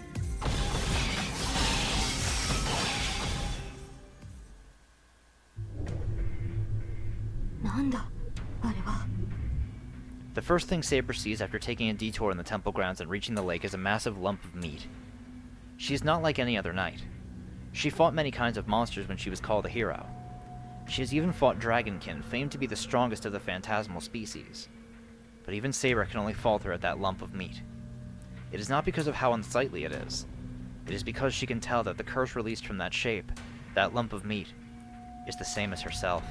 サーバント召喚を間違えればサーバントとはあそこまで変わるものなのか Or is it the power of the Holy Grail? She stares at the lump of meat, stunned, and shakes her head. リンどこにいるのですリン She runs to the lake and yells to the lump of meat on the opposite shore. She is hesitant to enter the black mud inside the lake. It is not because it is unpleasant. Her instincts tell her that she cannot touch it as a servant who is half spirit. She hears a voice calling. It is faint, but she hears her master's commands. She looks closely and searches around the lump of meat. リン She steps forward without any hesitation. 待ったダメセイバーは入ってこないで Saber's body stops. She retreats and stares at the lump of meat while readying her sword. リンいいからダメその泥に触れたらあなただってこうなるわよいいからセイバーはそこで宝具の準備をしてこの塊はもうすぐ弾けるわその前に宝具でぶった切っちゃって Saber cannot nod to her master's tense voice. She can tell that the lump of meat is about to hatch. The squirms turn into throbs, and the quantity of mud spat out continues increasing. The lake turns black, and the black mud is overflowing onto the ground. That thing is growing. The world's restraining power will be activated if that thing is left alone. It is natural for her to destroy it with her sacred sword before that happens. But to do that, リン外に池にさえ出てしまえばあとは私がよねオッケー任せたけどもし間に合わなかったら間に合う方を取ってセイバーとの契約は切れちゃうけどシローが無事ならなんとかなるでしょバカなことを構いません何に変わろうがこのような呪い蹴散らして Saber runs into the black mud, heading towards the lump of meat. But her body does not move. Her body stops just when she tries to go near the lake. リン令嬢当然でしょ聖杯を壊せる唯一の人材をむざむざ死なせるわけにはいかないものそれに心配無用だってばこの程度簡単に振り切って逃げ出すからセイバーはそこで大船に乗ったつもりで聖剣の準備をしてなさい Thoughts that she commands are full of composure as always. リン But needless to say, it is just a bluff. The lump of meat on the opposite shore. Her master that is there has nowhere to run. なんてねまあ言うはやすしってやつだけど She murmurs while being surrounded by strange arms made out of meat. The situation is hopeless. Shinji Mato was saved. She ripped off the blood vessels and nerves which had melted into his whole body and took him out of the lump of meat. One could say he's alive if one turns a blind eye to the after effects he may have. No, although he has fainted, one could say that he is better off than the girl carrying him.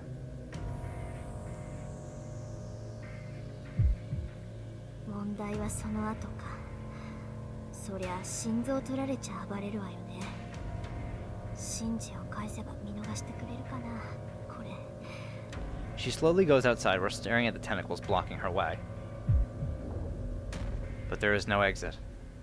The tentacles are already blocking the way out to the lake. Even if she were to escape the tentacles that are trying to wrap around her and swallow her whole, she wouldn't be able to break through the part that has become a wall. まず力が She almost falls along with Shinji Mato and holds out with all her might. Going past the cursed sea and crossing the floating island of meat, she even performed neurosurgery to separate Shinji Mato from the lump of meat. At that point, the girl's magical energy had even broken into the reserve tank that she had not used for a long time. もうあのバカ遠慮なしで人の魔力持ってくんだからおかげでこっちはもうすっからかんじゃない She bears the dizziness as she complains. Of course, she didn't mean it. She was just saying that. Besides, things wouldn't change even if she had magical energy left. The tentacles surrounding the girl have stopped because their prey is docile.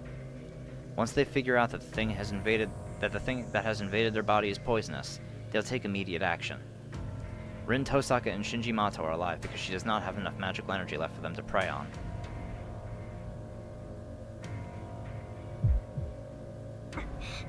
Kedo, ここまでかな。いい加減立ってるのも辛く。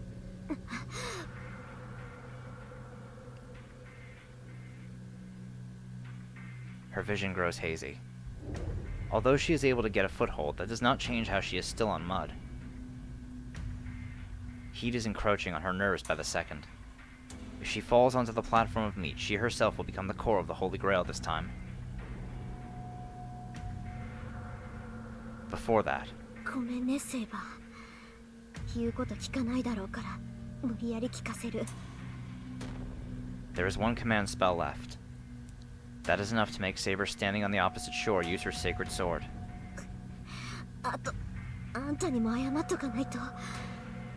シンジ、助けられ。いいから走れ。そのような泣き言、聞く耳持たん。Archer? Her body that's about to collapse stops. That voice. Are the thoughts coming to her mind instead of her ears? Those of the servant that she made a contract with? She has no time to be bewildered. She knows his personality well. He told her to run, so she must have done something that she wouldn't be able to escape from if she didn't run.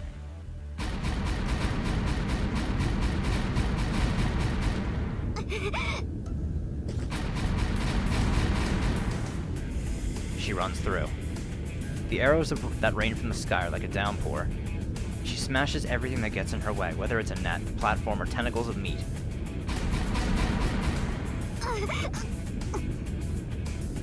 She has no time to look back. She runs through with all her might while carrying Shinji Mato. She jumps into the lake. The arrows have swept the way for her escape route. In just a short time, the black mud is repelled. Only dirty water leads to the shore.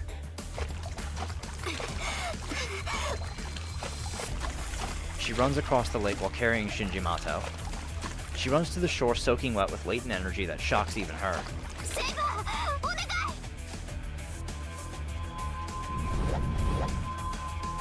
Her magical energy replies to the screaming voice. There's no need to check. The golden sword is raised and with overwhelming firepower, mows down everything in its sight. The mountain of meat is cut in half and collapses. The black mud evaporates and the band of light changes the lake itself into a flat wasteland. Well, that's one problem taken care of. It is a rapid stream of light that eliminates everything. In the midst of that, the swordsman accepted the end of her battle. これで終わり。私の戦いはここまでです。 Thanks for everything, Saber. Who was that addressed to? The wielder of the sacred sword goes to her knees and gazes at the light with a flood of emotions. The crumbling Holy Grail. The thing that she sought. The thing that was supposed to save her. She destroyed it with her own hands, and the King of Knights finally realized her mistake. One boy and one hero. That man who had become twisted at the end of his ideal that he held for a long time was still a boy. His regrets are so heavy that they cannot be carried, and his sins are so deep that they cannot be atoned for. But there was something that he did not give up on. At the very end, the knight in red reached an answer that no one can affect. Then, she has to move forward as well. In her last moment, wounded, she took her hands off her sword. She will run past that hill with her own will.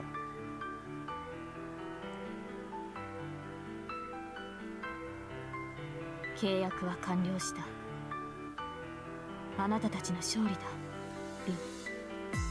sacred sword fades. There is still magical energy left. She can stay in this world if she pushes herself. If possible, she wanted to watch over what awaits them until the end. ですが、それは私の役割ではない。シローにはリンがついていますから。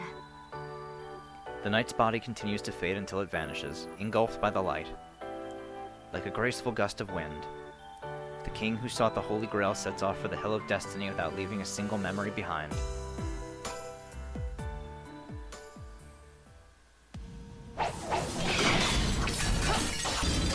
I matched the repeated attacks from the longsword with the longsword. The swords offset each other, and fragments are sent flying into the atmosphere. The handle of a curved sword appears behind them. But I'm faster. I pull out the curved sword at his feet and swing it straight at him.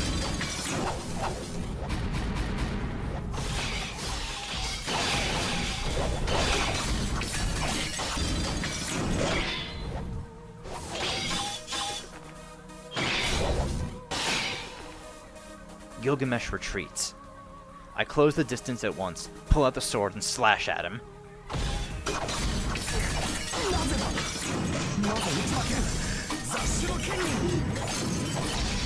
I match my sword to the rapid successions of noble phantasms.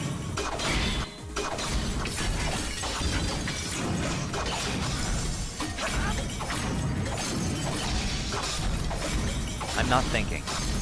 My body and mind will stop if I stop. I'll keep moving forward for now. The instant I see his noble phantasm, I reel in the same one that I have at hand and strike him down with all my might.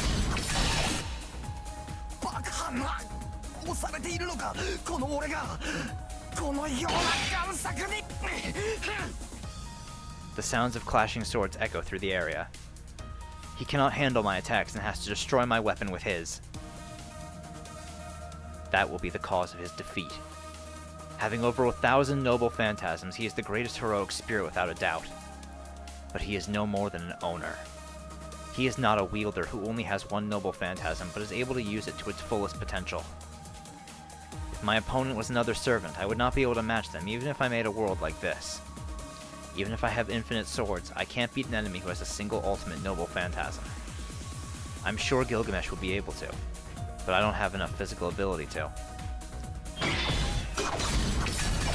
Therefore, the only servant I can close in on is this man. We have the same ability and are both owners. I'll go a step ahead of him since I already have swords prepared.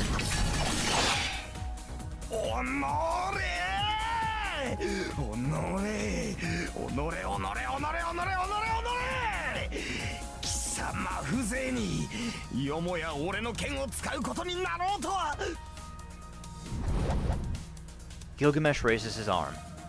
The hilt that appears behind him is the demonic sword, the only sword that does not exist in this world.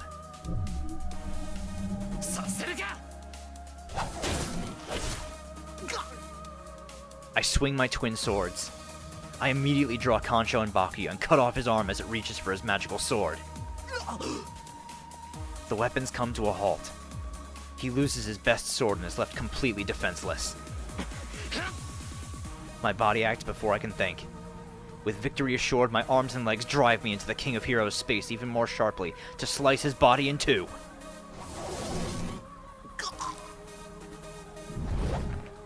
He jumps back. Gilgamesh retreats, barely dodging my twin swords.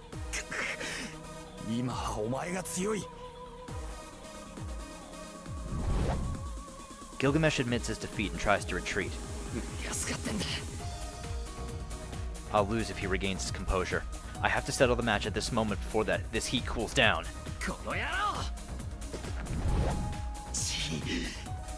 He must have realized that he would not be able to escape, as he pulls out a noble phantasm from behind him with his remaining arm. But I'm faster. Meanwhile, I'll surely... Nani? Our voices overlap. That change is instant. The flash of light coming from the lake eliminates the Hill of Swords. The massive magical energy wiped away the already disappearing reality marble. That's fine. The match is settled. I can defeat this servant just by swinging these twin swords. But after that... a black hole. A round void big enough to swallow a human whole appears before me, on Gilgamesh's body.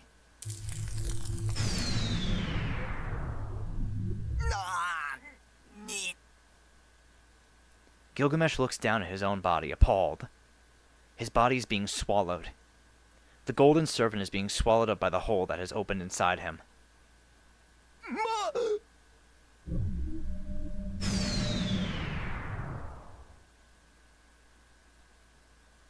Did he want to say wait? The void mercilessly swallows the servant. There was no way for him to escape. The void was opened in his own body, after all. There's no way he can escape from something that is in his body. 今のは一体 I stand there dumbfounded. The void in front of me gets smaller by the moment. I don't know what this is, but it seems like Tohsaka and Saber were able to destroy the Holy Grail. My only guess is that this black void appeared from that effect and he vanished. ともかくこれで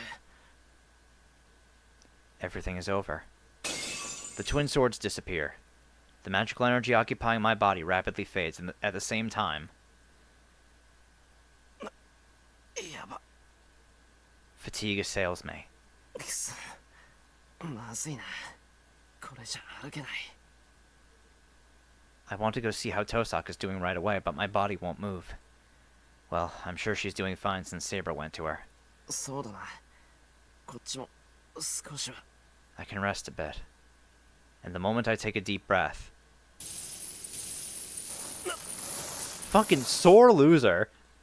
A chain wraps around my arm. My breath stops. The chain that's mercilessly wrapped around my arm pulls me towards the black hole. I put strength in my limbs, but I can't resist at all. My feet slide towards the void along with the very ground they are planted on.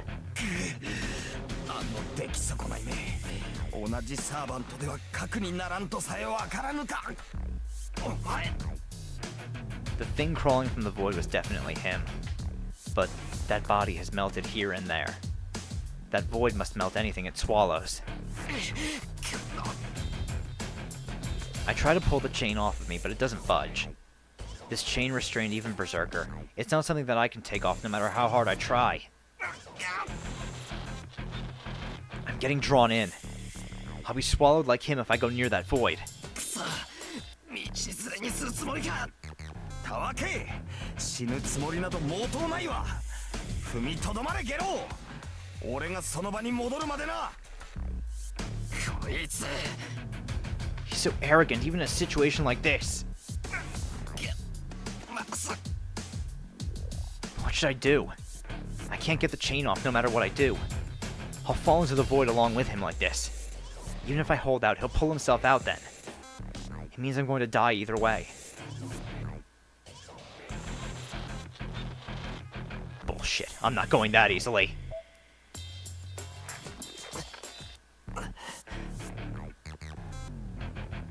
I feel dizzy. My body can't hold out any longer. I'm going to die. I can't endure it in the very end. Then if I can't endure it anyway, should I loosen up? If I do so, I should at least be able to push him back into that void. やめるなこんなことで道連れになんてされてたまるか I re-energize my weakening limbs. Will my arm tear off first, or will his chain rip off first? Or will he crawl out first? Doesn't matter. I'll fight until the very end and die a flashy death. お前の勝手だがその前に右に置けろ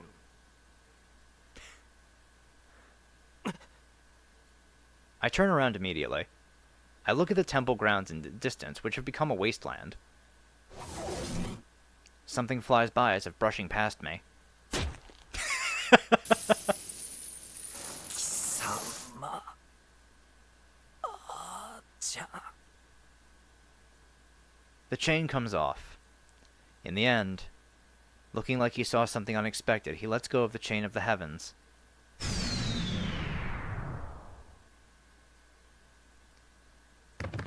I fall on my butt. The void shrinks to the size of my palm and vanishes as I look on, dumbfounded. 今のは Unable to even stand, I look at the wasteland behind me.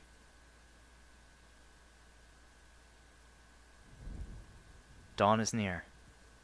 The one with the rising sun behind him is the knight wearing a red cloak. あいつかっこつけやがって I subconsciously complain, but I can't help but smile happily. まあ言いたいことは I have nothing I want to say, so I'll keep quiet so that I can sleep. The golden ground that became a wasteland. Seeing the knight stand there and Tohsaka running to him, I lie down on the ground. Tohsaka should say everything I want to say to him on my behalf. So I'll sleep for now. I'm sure we'll end up fighting if we see each other again, and I'm not used to saying farewell to myself.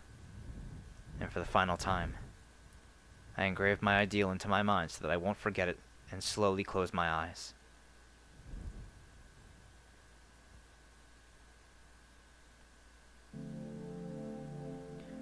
So I wonder, did Archer not die in the castle? The ground that he stands on is similar to the wasteland that I saw before. There is nothing around. There is nothing extra on this summit when everything was blown away. The battle is ended. The battle for the Holy Grail has ended, and the curtain is about to fall on his battle as well.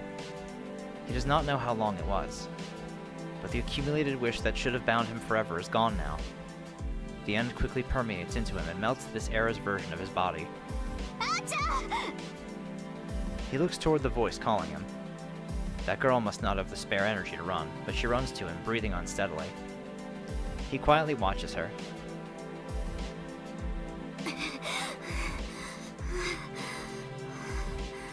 The girl that ran up to him looks at the knight, still breathing unsteadily. The red cloak flowing in the wind shows no trace of what it used to be. It is torn everywhere, and his armor is cracked and broken.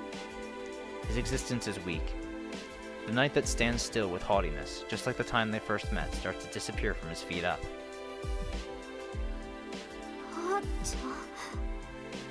Dawn approaches in the distance. The golden sun rises faintly from the horizon. 残念だったな。そういうわけだ。今回の聖杯は諦めろ、リン。Does he not have anything special to say? The Red Knight says a trivial thing like that. That gets the girl all the more. With that body that was about to disappear, the knight was the same knight as before. An ally that she trusted and ran through the night with, who had her back while making sarcastic remarks. She can declare that those memories were fun, looking back at them. They are still in front of her, unchanged. He remained to save her at the last moment. He lost his master and withstood the noble phantasm of the King of Heroes. His body was disappearing, but he didn't ask for her help and watched over their battle. That end is in front of her.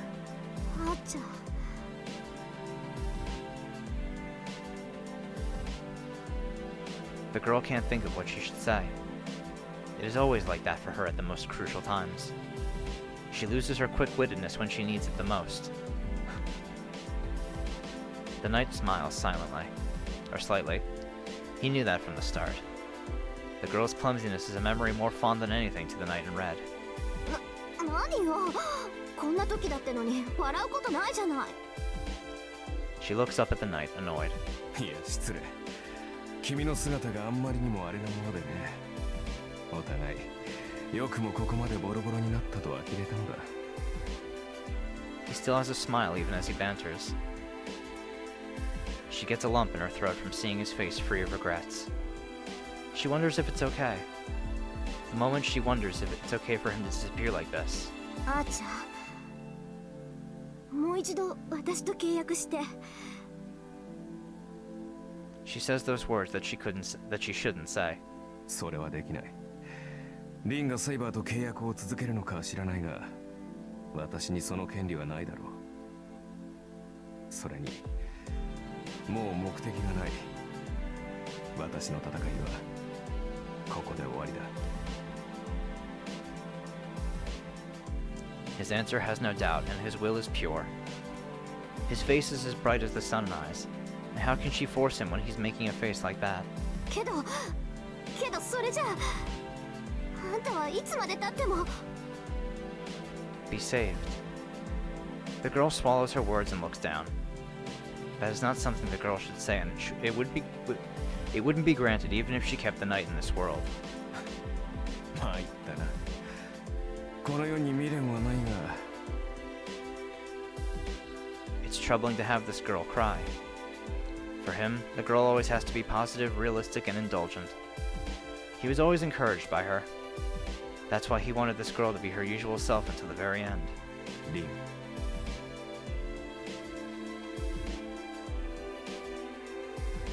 The girl looks up at the sound of his voice. Her face trying to hold back her tears is adorable. Rather than expressing the slight attachment that he feels, he looks at the collapsed boy in the distance. 私を頼む。知っての通り頼りないやつだからな。君が支えてやってくれ。 The knight says objectively. Those are words of farewell. The future might change. If a girl like her stays by Shiro Emiya's side, then the hero named Emiya will not be born. His distant words contain such hope. じゃ But even if that were to happen, even then, the knight in red that already exists will forever be a guardian. He and the boy are different existences. They only have the same starting point, and he was an illusion that the boy dreamt of.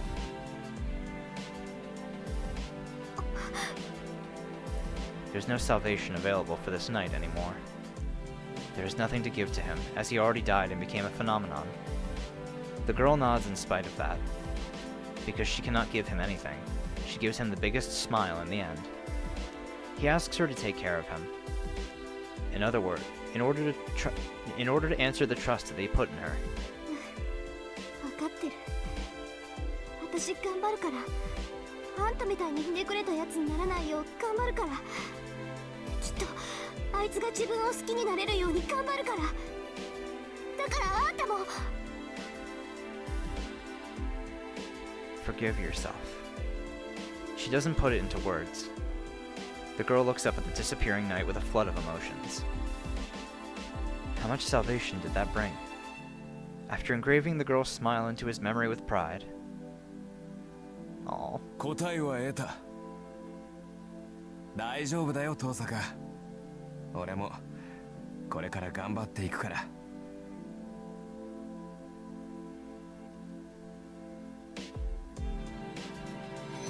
A breeze.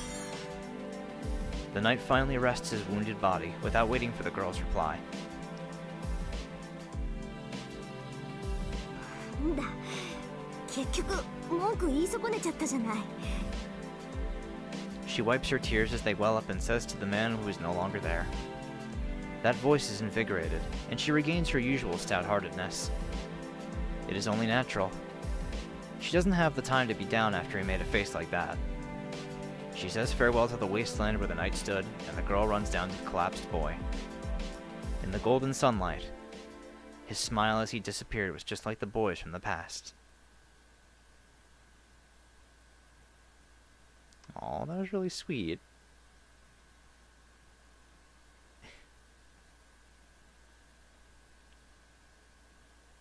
Alright, epilogue time.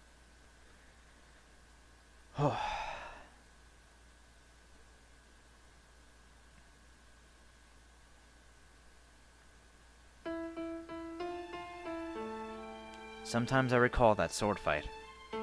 The sparks of the clashing swords, the hustling intense spirit. The many attacks were inexperienced, not something that one could call a sword dance. We were both clumsy and didn't know of retreat. The ridiculous sounds of swords were annoying, and I have no memory of them. At that time, I lost an answer and found an answer at the same time. A plus and a minus makes 0. Nothing has changed after all. He's him and I'm me. I'm just dreaming of his fading memories. It's only been a month, but it already feels so nostalgic. It feels like it happened so long ago. The memory of it is fading day by day, and I can't even remember what the person I was fighting looked like.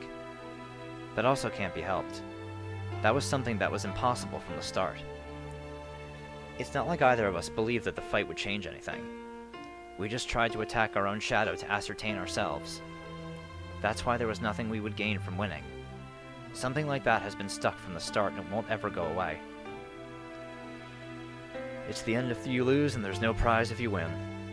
Man, it really didn't pay off. But I can still recall it if I close my eyes. The echoing sounds of unrefined metals. A distant and blinding sword fight that did not know of retreat. It was our beliefs that clashed with each other. I opposed my own ideal to carry out my hope. The outcome is still undecided.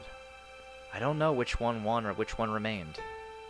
It should be a while until the answer comes out. An illusion like a mirage that disappears if one turns around. Just using the reverberations as a guide, my feet will eventually reach this place.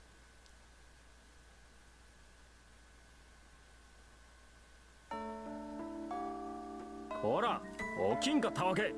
Oh, hey, Issei. みんな集会に向かったぞ。学校に来ていながらボイコットするつもりか貴様。 My body is being shaken. The voice brings my sleeping mind back to reality.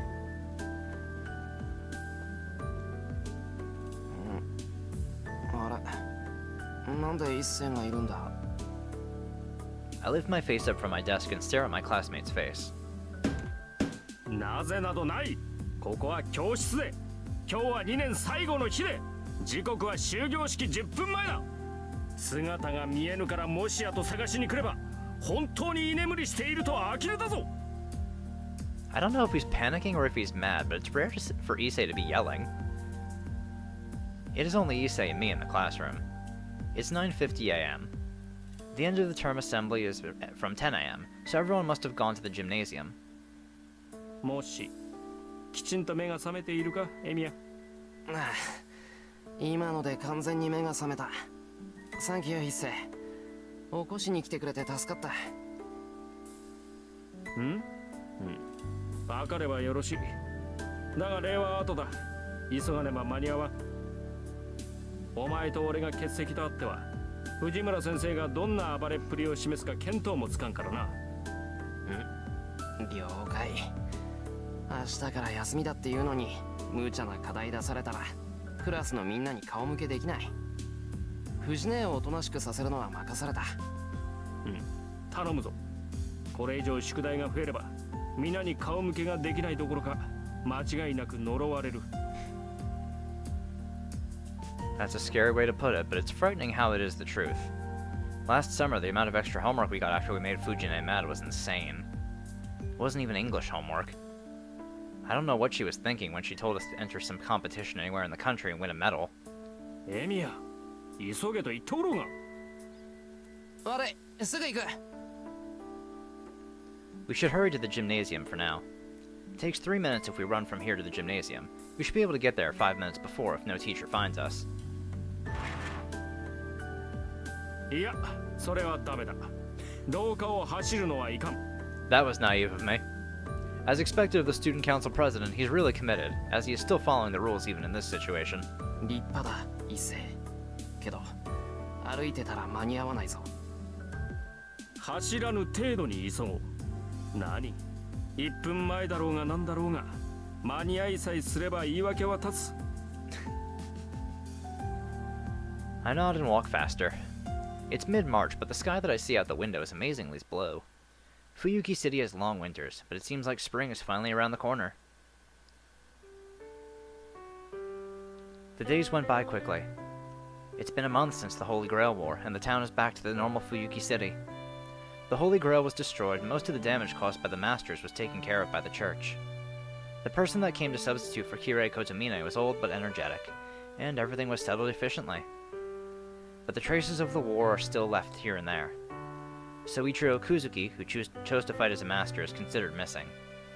Issei was sad that Kuzuki, whom he respected as an older brother, was gone, but 元からひょろりと寺に現れたゆえ、去る時もこんなものだろう。 he just laughed it off. What surprised me was Fujine, since it turns out that they often drank tea together. She confessed that she wanted to have a match with him at least once, so it seemed like she saw through the fact that Kuzuki was a master of martial arts.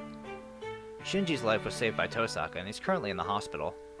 Apparently the hospital is part of the Mages Association, and his body is recovering.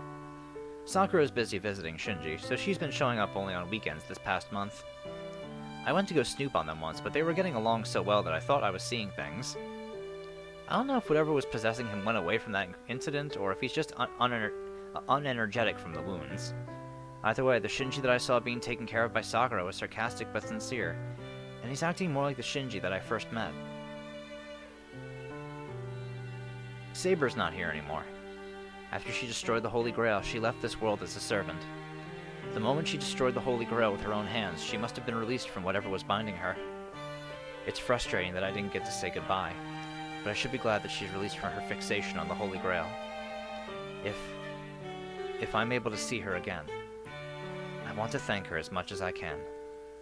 And, finally, the most important person. 遠坂 We get down to the first floor and on our way to the corridor towards the gymnasium. あら生徒会長、こんな時に校舎の見回り？それとも各部室の手入れかしら？毎度のことで言い飽きたけど、そういうところ本当にマメなのね。We run into the one representing the students at the assembly instead of the student council president as she comes out of the teacher's office. こちらもその言い回しには飽き飽きだ。たまには違う憶測を立ててみろ。それとも貴様、よもやわざと繰り返しているのではあるまいな。Issei glares at Tohsaka. そんなの当たり前じゃない。何？今まで気づいてなかったの？リュウド君。そうなんだ。もう少しユーモアのある人だと思ったけど、本当に堅物だったのね。ごめんなさい。今まで親愛の情を込めて同じ挨拶をしていたけど、あなたには分かりづらかったんですね。何が親愛だ。お前に向けられる親愛など覚えがない。行くぞエミヤ。ネギツネに構っていては式に遅れる。Issei sure doesn't get along with Tohsaka. Well, I feel the same way, so I'm in no position to feel any sympathy. And our eyes meet as I pass by Tohsaka.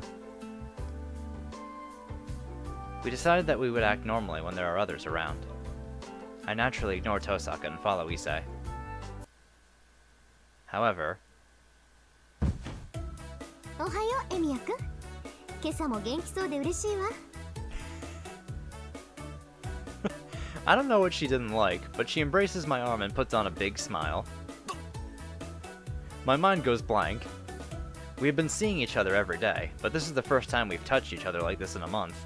遠坂 I desperately try not to blush and resist Tohsaka's touch. 冗談よ。けど嬉しいのは本当よ、エミヤ君。そうだ、式が終わって生徒会の手伝いが済んだら一緒に帰りましょう。私、あなたが来るまでずっと教室で待ってるから。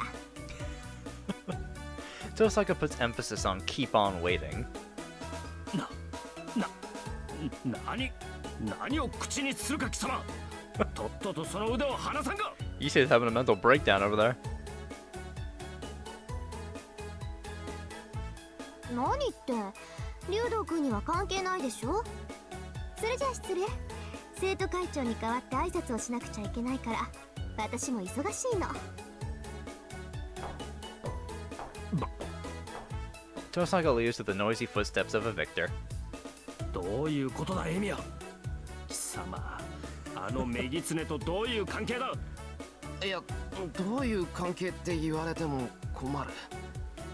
大体遠坂と知り合いになったってのはかなり前に言ったと思うが。そんなものは1ヶ月も前の話だろう。悪いことは言わんから手を切れと忠告したはずだ。そうか、弱みだな。あいつに弱みを握られたのかエミヤ。 You fool, she is his weakness. ああ、まあ弱みといえば弱みは握られてる。やはりそうか。くそ、己遠坂、もはや捨ておけん。さあ相談しろエミヤ。今すぐ白状しろエミヤ。 Issei, come on, 手 man. を合わせて今日こそあのメギツネにブツバツを下してやるのだ。 Issei shakes my shoulders. いっせ、時間、終業式始まるぞ。みじんも構わん。 I do not care. どうせ初めは気圧のざれ言。少々遅れた方が精神衛生上よかろう。 The student council president is still shaking my shoulders. Issei is usually calm, but he's a different person when it involves Tohsaka. Tohsaka must be his natural enemy, but 悪い一世。式が上がっているところすまないが、俺じゃ遠坂をどうにもできない。やっつけに行ったら逆にやっつけられる。その悪いことは言わないから、あいつには近づかない方がいい。エミヤにしては後ろ向きな発言。まさかそれほどの弱みを握られているというのか。残念ながらそんなわけなんで、遠坂大治は一世一人に任せる。辛い戦いだとは思うが、俺の分まで頑張ってくれ。そうか、分かった。安心しろエミヤ。より良い学園生活のためだ。何としても遠坂の化けの皮を剥いで失脚させる。ネギスネめ、運動系の部活動を束ねて何やら企んでいるようだが、あと1年もすれば生徒会も盤石だ。本当の勝負はそれからよ。The student council president laughs fearlessly. Oh, but Isai, we'll all be graduating in a year.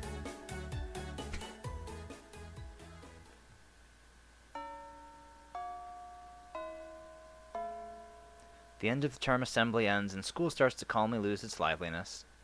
Spring break has started. Most of the students have left with a smile, and the athletic clubs are already starting their training camps today. There aren't that many students left in the building. All the classrooms are empty, and all that's left in the hallway is the redness from the sunset. やっと終わったわね。一世のやつ、最後まで四郎に手伝わせるんだもの。あれ、絶対嫌がらせよ。An empty classroom. Tohsaka smiles and says so as soon as she sees me in the 2A classroom tinted by the sunset. バカ、遠坂がおかしなことするからだろ。そっちが余計なこと言わなきゃ、もっと早く解放されてたんだ。I enter the classroom complaining. I wonder why I feel so restless in the other classrooms, even though they all look the same. 何よ、私のせいだって言うの、四郎は。半分は間違いなくな。いいか、いきなり仲良くなると変に思われるから、3年まで知らないふりしようって言ったのも遠坂だろ。今日で2年も終わるんだから、ちょっとぐらいフライングしてもいいじゃない。だいたいね、無視するにしたって他に方法があるでしょ。昼休みにすれ違うのならいざ知らず、私たちしかいなかったんだから、目配せの一つぐらいするのが筋ってものよ。I don't know what she's upset about, but Tohsaka complains while looking the other way. Is it because of the classroom during the sunset? That gesture that I'm used to seeing looks so fresh and cute that it makes me admire her. まったく。ほら、もらい物だけど飲むか。I offer her the orange juice pack that is distributed to the students who help clean up. もらうもらう。やった。シロってこういうところは気が利くのよね。She accepts the juice pack and takes a sip out of the straw. She's sitting by the window. Tohsaka's looking down at the campus as if looking at something bright. I follow her example and look down at the campus while sipping. It must be the track team running. Our athletics department is really lively, even though it's spring break starting tomorrow. ねえ、エミヤくん。昔陸上部にいなかった？ Then, Tohsaka suddenly asks me something strange. 陸上部？いや、俺は昔から弓道部だけど。そっか。まあ、そういうこともあるわよね。夕焼け見てたら思い出しちゃった。 Telling me to forget about it, Tohsaka sips on her orange juice. I'll forget if she tells me to. When she calls me Emiya instead of Shiro, half the time she's making a sarcastic remark, and the other half is when she's saying something important. I'm sure this one was the latter. After a month of her grueling magecraft course, I'm starting to finally notice Tohsaka's habits. にしても、あっという間だったな。聖杯戦争が終わって、シロが私に弟子入りしてもう1ヶ月か。なんかこの分じゃ1年なんてすぐに過ぎ去るわね。It's been a month since I started learning magecraft from Tohsaka in hopes of becoming stronger. I've been putting in hard work and tossed around by Tohsaka's malicious nature, so it was a whirlwind, but it went by quickly. This past month seemed long but felt fast. So then, a year might go by as quick as spring break. 1年か。その頃にはこの学校ともお別れだな。そうね。この教室は今日限りの教室で、4月になったら新しい教室になる。それと同じで、1年後には違う場所に行くことになるんでしょうね。Tohsaka holds her knees and blankly looks out the window, still looking down at the campus. 違う場所か。I Wonder what I'll be doing when I graduate a year from now. No, I don't even have to think about it. What I must do doesn't change. I just need to make my ideal come true, just like he believed. Well, and I have one other goal that's just as big right now, but I don't want to think about it too much since it's irritating. ねえ、エミヤ君は卒業したらどうするの？やっぱりお父さんの後を継ぐの？いや、そうだけど、後を継ぐっていうより早く一人前になりたい。そうじゃないとカッコつかないだろ。へえ、かっこつかないって誰に？ Yeah. This is it. In other words, the other goal is to make her admit defeat. 別にいいだろ。とにかく俺の急務は一人前になることで、そのために遠坂に弟子入りしたんだ。あら、随分と強気ね。あと1年で一人前になろうだなんて。私10年ぐらいは覚悟して師匠役を引き受けたんだけど。そっか、エミヤ君はあと1年でいいんだ。10年？それは嬉しいけど。いや、そうじゃなくて、えらく気の長い話じゃないか、それ。1年ならともかく、10年なんて遠坂も疲れるだろう。別にエミヤ君の目標が一人前になることと同じで、私のしたいこともあなたを早く一人前にすることだもの。頭の中じゃちゃんと計画立ってるわよ。いや、That's... I couldn't ask for more, but... けどそれも無理かな。エミヤ君、お父さんの後を継ぐんでしょ？なら卒業した後もずっとこの町にいるってことよね。そうだけど、そういう遠坂はどうするんだよ。遠坂の家は冬木の管理人なんだろう。遠坂だってこの町から離れられないんじゃないのか。私は卒業したらロンドンに行くけど、今回の件で魔術協会から推薦も取ったし、試験なしで入学させてくれるらしいわ。Wow. ロンドンって魔術協会の総本山のあのロンドン。 All the way to the clock tower. ええ、冬木の町じゃ限界があるし、5年ぐらいは時計塔で勉強しようかなって。父さんもそうだったって言うし、魔術師として一人前になりたいなら最高学府に行くのは当然じゃない？ I'm surprised. It's so sudden that my eyes get wide and my head becomes empty. For Tohsaka, who is a legitimate mage, that much is natural. I finally realized the difference in our positions that I hadn't thought about until now. ロンドンか。それすごいことなんだよな。それは微妙じゃないかしら。悔しいけど私本人の力を認められての正体じゃないわ。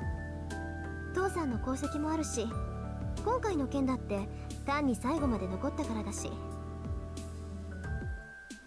She says it casually, but it must be impressive after all. But London, huh? That's indeed a bit too far. And just like my old man who wasn't a part of the Mages Association, I'm also not good with formal stuff like that. でもそれを言うならエミヤ君にだって資格はあるわ。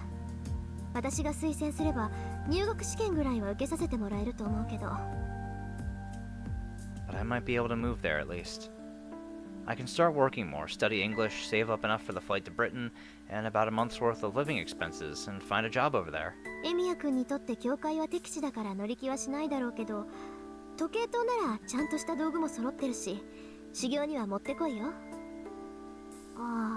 でも固有結界は秘密にしないとダメだから、あくまで基礎力の試験になるのか。1年で足りるかな、時間。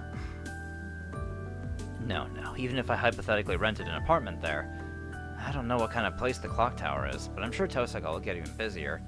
In that case, I should study on my own and go see her once I become a proper mage. Yeah, that's right. First of all, London isn't even suited for me.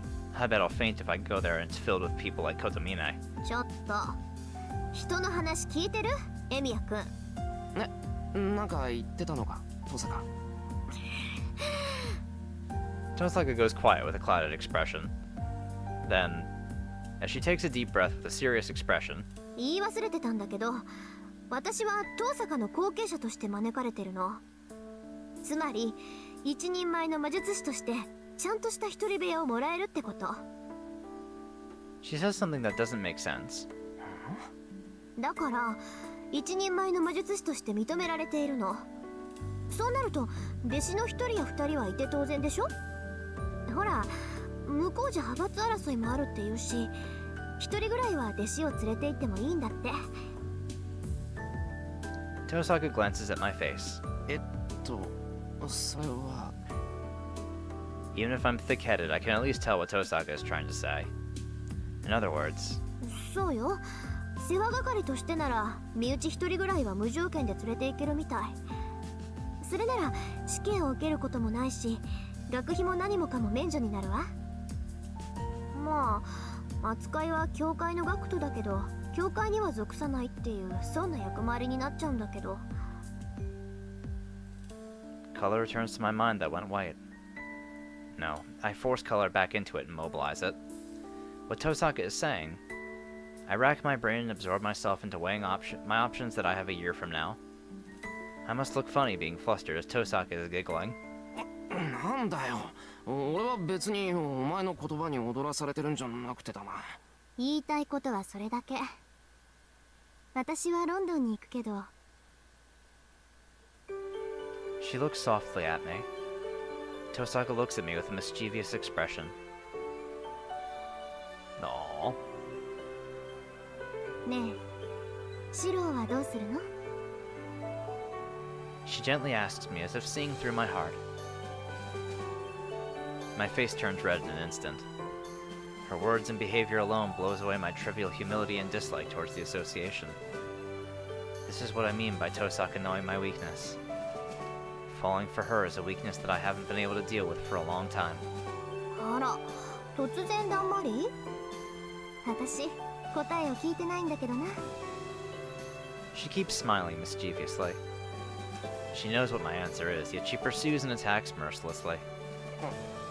だから俺は London is honestly too far, but I can't imagine learning magecraft from anyone other than Tohsaka. And more than that, I wasn't even thinking of parting with Tohsaka. Most of all, I want to be with Tohsaka. もう大事なことなんだからはっきり聞かせなさい。世話係になっちゃうけど、私と一緒に行ってくれる？うるさいバカ。バカバカバカ。大事なことならもっとちゃんとした場所で言えってんだ。いきなり言われて口にできるか。 I don't know what will happen to me if I stay like this, so I look away from Tohsaka. I still feel her presence through my back. Tohsaka happily watches me sweat. ね、シロ。答えは？ A gentle voice like a whisper. I give up. Was it this hard to just reply and nod honestly? But I can't look back at Tohsaka unless I say it clearly. バカ。そんな分かりきったこと聞くな。 I look at Tohsaka just with my eyes and tell her my true feelings to the best of my ability. Tohsaka's smile widens from just those words. じゃあこれからもよろしくね、エミヤくん。あなたが一人前になるまで遠慮なく鍛えてあげるから覚悟なさい。そっちこそ言っとくけど本気にしたぞ。こうなったら一人前になるまでちゃんと面倒を見てもらうからな。もちろん。シロを真人間にして思いっきりハッピーにするのが私の野望なんだから。ロンドンに連れてくぐらいで値を上げられちゃたまらないわ。 I don't know where her previous cuteness went. Tohsaka says with her confident smile and jumps off the desk. The sun should set soon. Spring break will end, it'll become April, and another year should pass by quickly. We'll part with this scenery until then. After a year, I will be spending my last moments of student life with Tohsaka like this. 帰りましょう。今夜はエミヤくん家で賑やかに晩ご飯にするんだから。 We leave the classroom without any regrets. I hear the liveliness of the athletic clubs from the schoolyard. Their shouts are distant and remind me of a sword fight from some time ago. I can't stay in the same place forever. Tohsaka and I will be going to a different place a year from now. It should be a while until I find out whether this is the right choice or not. I recall that red figure just once. Neither this classroom nor that sword fight will change. Everything is the same. An illusion like a mirage that disappears if one turns around. But I can get there if I aim high. I will definitely catch up to his back with Tohsaka's help. So I'll come up with an answer at that time. The sound of swords echoing in the distance. Using that as a guide, I'll eventually reach that place.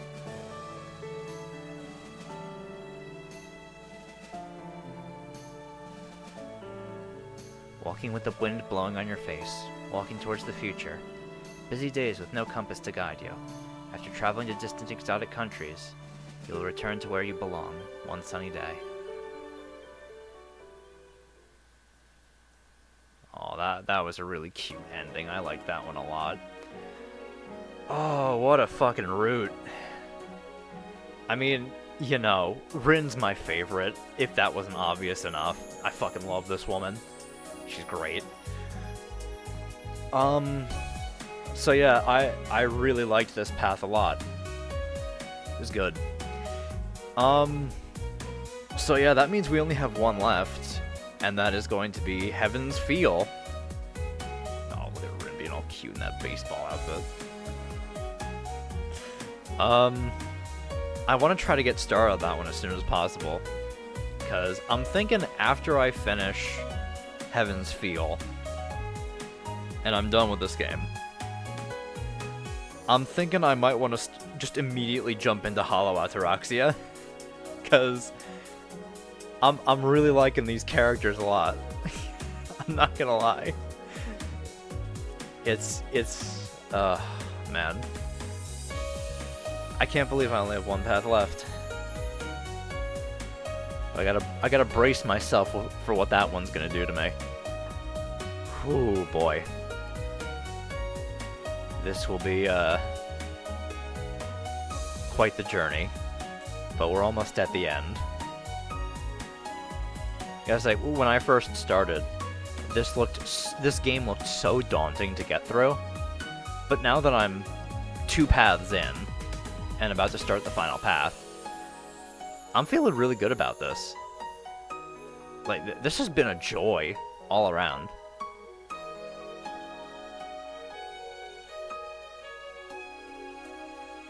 And I'm really glad I decided to play this. God, I love Rin.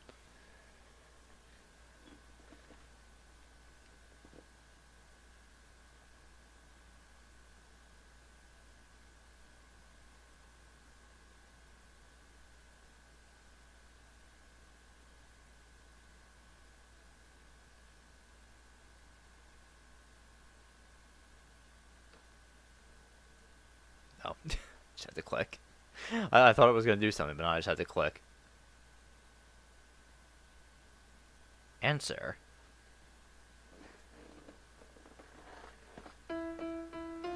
What came back to me was a distant memory. It was a sign that he should have forgotten and discarded, something that should not have returned. The sparks from the swords clashing. Swords pressing against each other. Dozens of premature and immature attacks and defenses are exchanged. The match couldn't even be called an elegant exchange of swords. It's a clumsy melee of each side denying the other. So how did this once worn-out vow get revived? It is an unbelievable fight between swords. He charges in despite being fully wounded. His fingers broken, limbs ripped, and the boy doesn't even realize it, but his breathing has long since stopped. The speed is insignificant, and the blows he delivers are mediocre. Even though he absorbed his knowledge and reached a point where he could withstand battle, he is back to being as clumsy as he was before. He executes a haphazard, mediocre attack. However, that first blow is heavier than any of the other attacks before. There is no such thing as a hero of justice. Knowing better than anyone else that his ideals are false, he silences that thought. His distorted mind can't bear it and collapses. It's clear to the boy that his own contradictions are going to eat him up. But he shows no indication that he's going to submit. There is no sign of falsehood in him as he wields the blade while his body is torn apart and his mental state dissolves. The intensity of this conflict is incomparable to anything in the past. The boy swings his sword foolhardily. The two sides struggle. The space is filled with sparks, and anything that tries to intervene is instantly cut to pieces. It is the embodiment of two parties' minds, which were repelling each other, yet melding together. A decisive blow is struck. It is simply the final spark and ember emitted by a person in their last moments. The boy gasps and nearly falls over with each blow, then steps back and swings his sword again. Seeing that, he is convinced. His enemy doesn't have any strength left. The boy in front of him is on the verge of death, corpse-like. And yet why does the boy continue to wield the sword as if he has infinite strength? He briefly sees a vision. He must have gotten tired of seeing his opponent swing a sword despite knowing that it was pointless. Irritation, the most abhorrent impulses well up within him. What did he feel was beautiful and noble? The boy says he doesn't want to see people die meaninglessly. If it's possible, is there a way to save everybody who's suffering? Of course not. He knows a wish like that is meaningless hypocrisy. The idea that others are more important than oneself is not something that that should ever cross one's mind. However, how wonderful would it be to be able to live like that? How great would it be to hold such an ideal like that? He can't hear what his enemy is saying. His enemy's voice is so weak, yet the sword he wields is fierce. Looking closer, the boy's hands gripping the sword have melded with the hilt. He must have done it to secure the sword, but by doing that, he will directly feel the impact from the sword. The boy is covered with blood, and if he retreats even a single step back, he will fall forward as a corpse. Every attack the boy executes must be equivalent to agony in hell. The boy's voice is inaudible. The boy who's on the brink of death frantically goes up against the obstacle before him. The man does not need to be told what drives the boy to continue moving. It's a bad dream. The man is shown a reflection of his past. The boy continues to swing with his shredded arm. The only thing that can be heard is a strained yell. There were people that could not be saved, and he himself could not be saved. He saw the memories fade away meaninglessly and unjustifiably, and he vowed that he would never let that happen again. There is only one thing that comes to mind. What he believes. What he believed.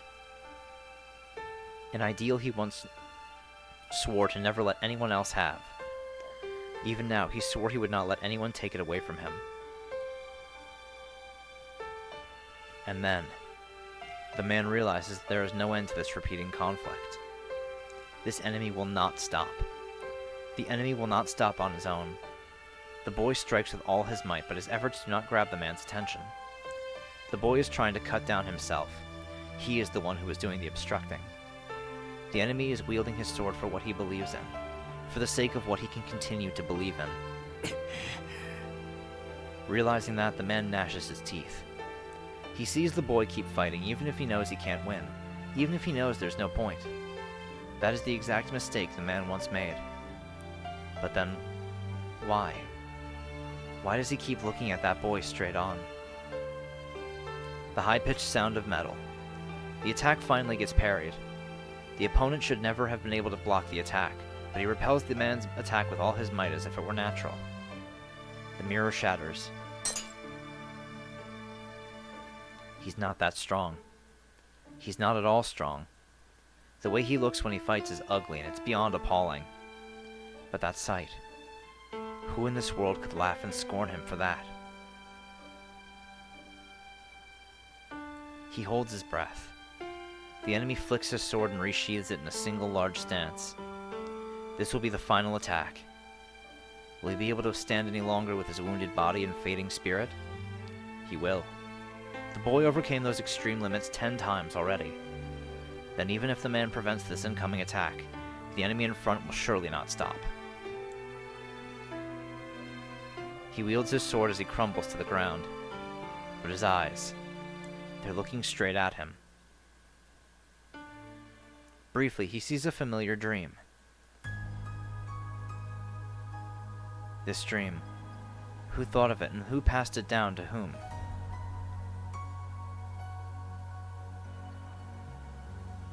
The boy's voice finally reaches his empty heart.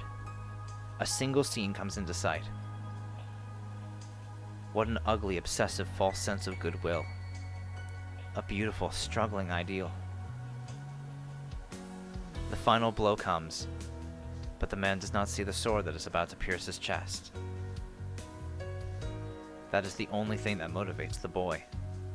Even if his heart is fake, the beauty of what he believes is real. And that's something that can't be faked. That was the only thing the man could be proud of, the thing that was once his own strength. The boy tries to complain with a crushed throat. He wants everyone to be happy. That's right. There was no way to turn back from the very beginning, because this dream is, without a doubt, countless sins and mistakes were committed by his hands. There was no way to atone for them other than to curse and eliminate himself. His blood-soaked hands were proof that he would never be forgiven.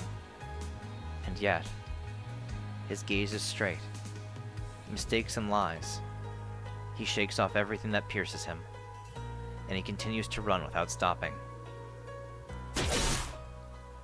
The battle ends in victory. The steel, the pain that pierces his chest will not pardon his sins. To a man who curses himself, salvation will never come. But he gains a small answer. The answer will only last until he fades once again. It's a minute and meaningless one that will be forgotten the next time he is summoned. There's nothing to feel remorse over. It's something that was already been established. Something the boy will spend the rest of his life building. There is only one thing that comes to mind. There is regret. He doesn't know how many times he wished to start over. This conclusion and ending, Emiya will continue to curse it forever. And yet, それでも俺は間違えてなどいなかった。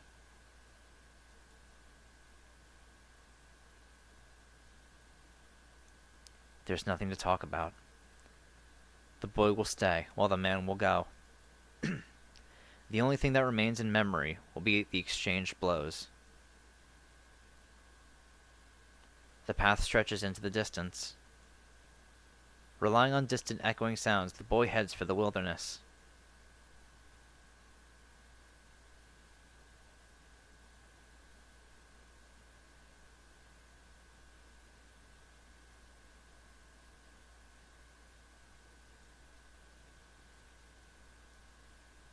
Whew.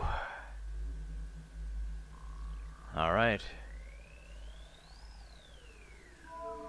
We're in true ending, which means we only have one path left to do.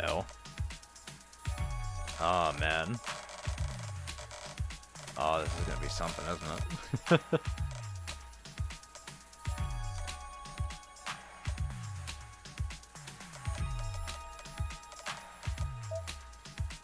Okay.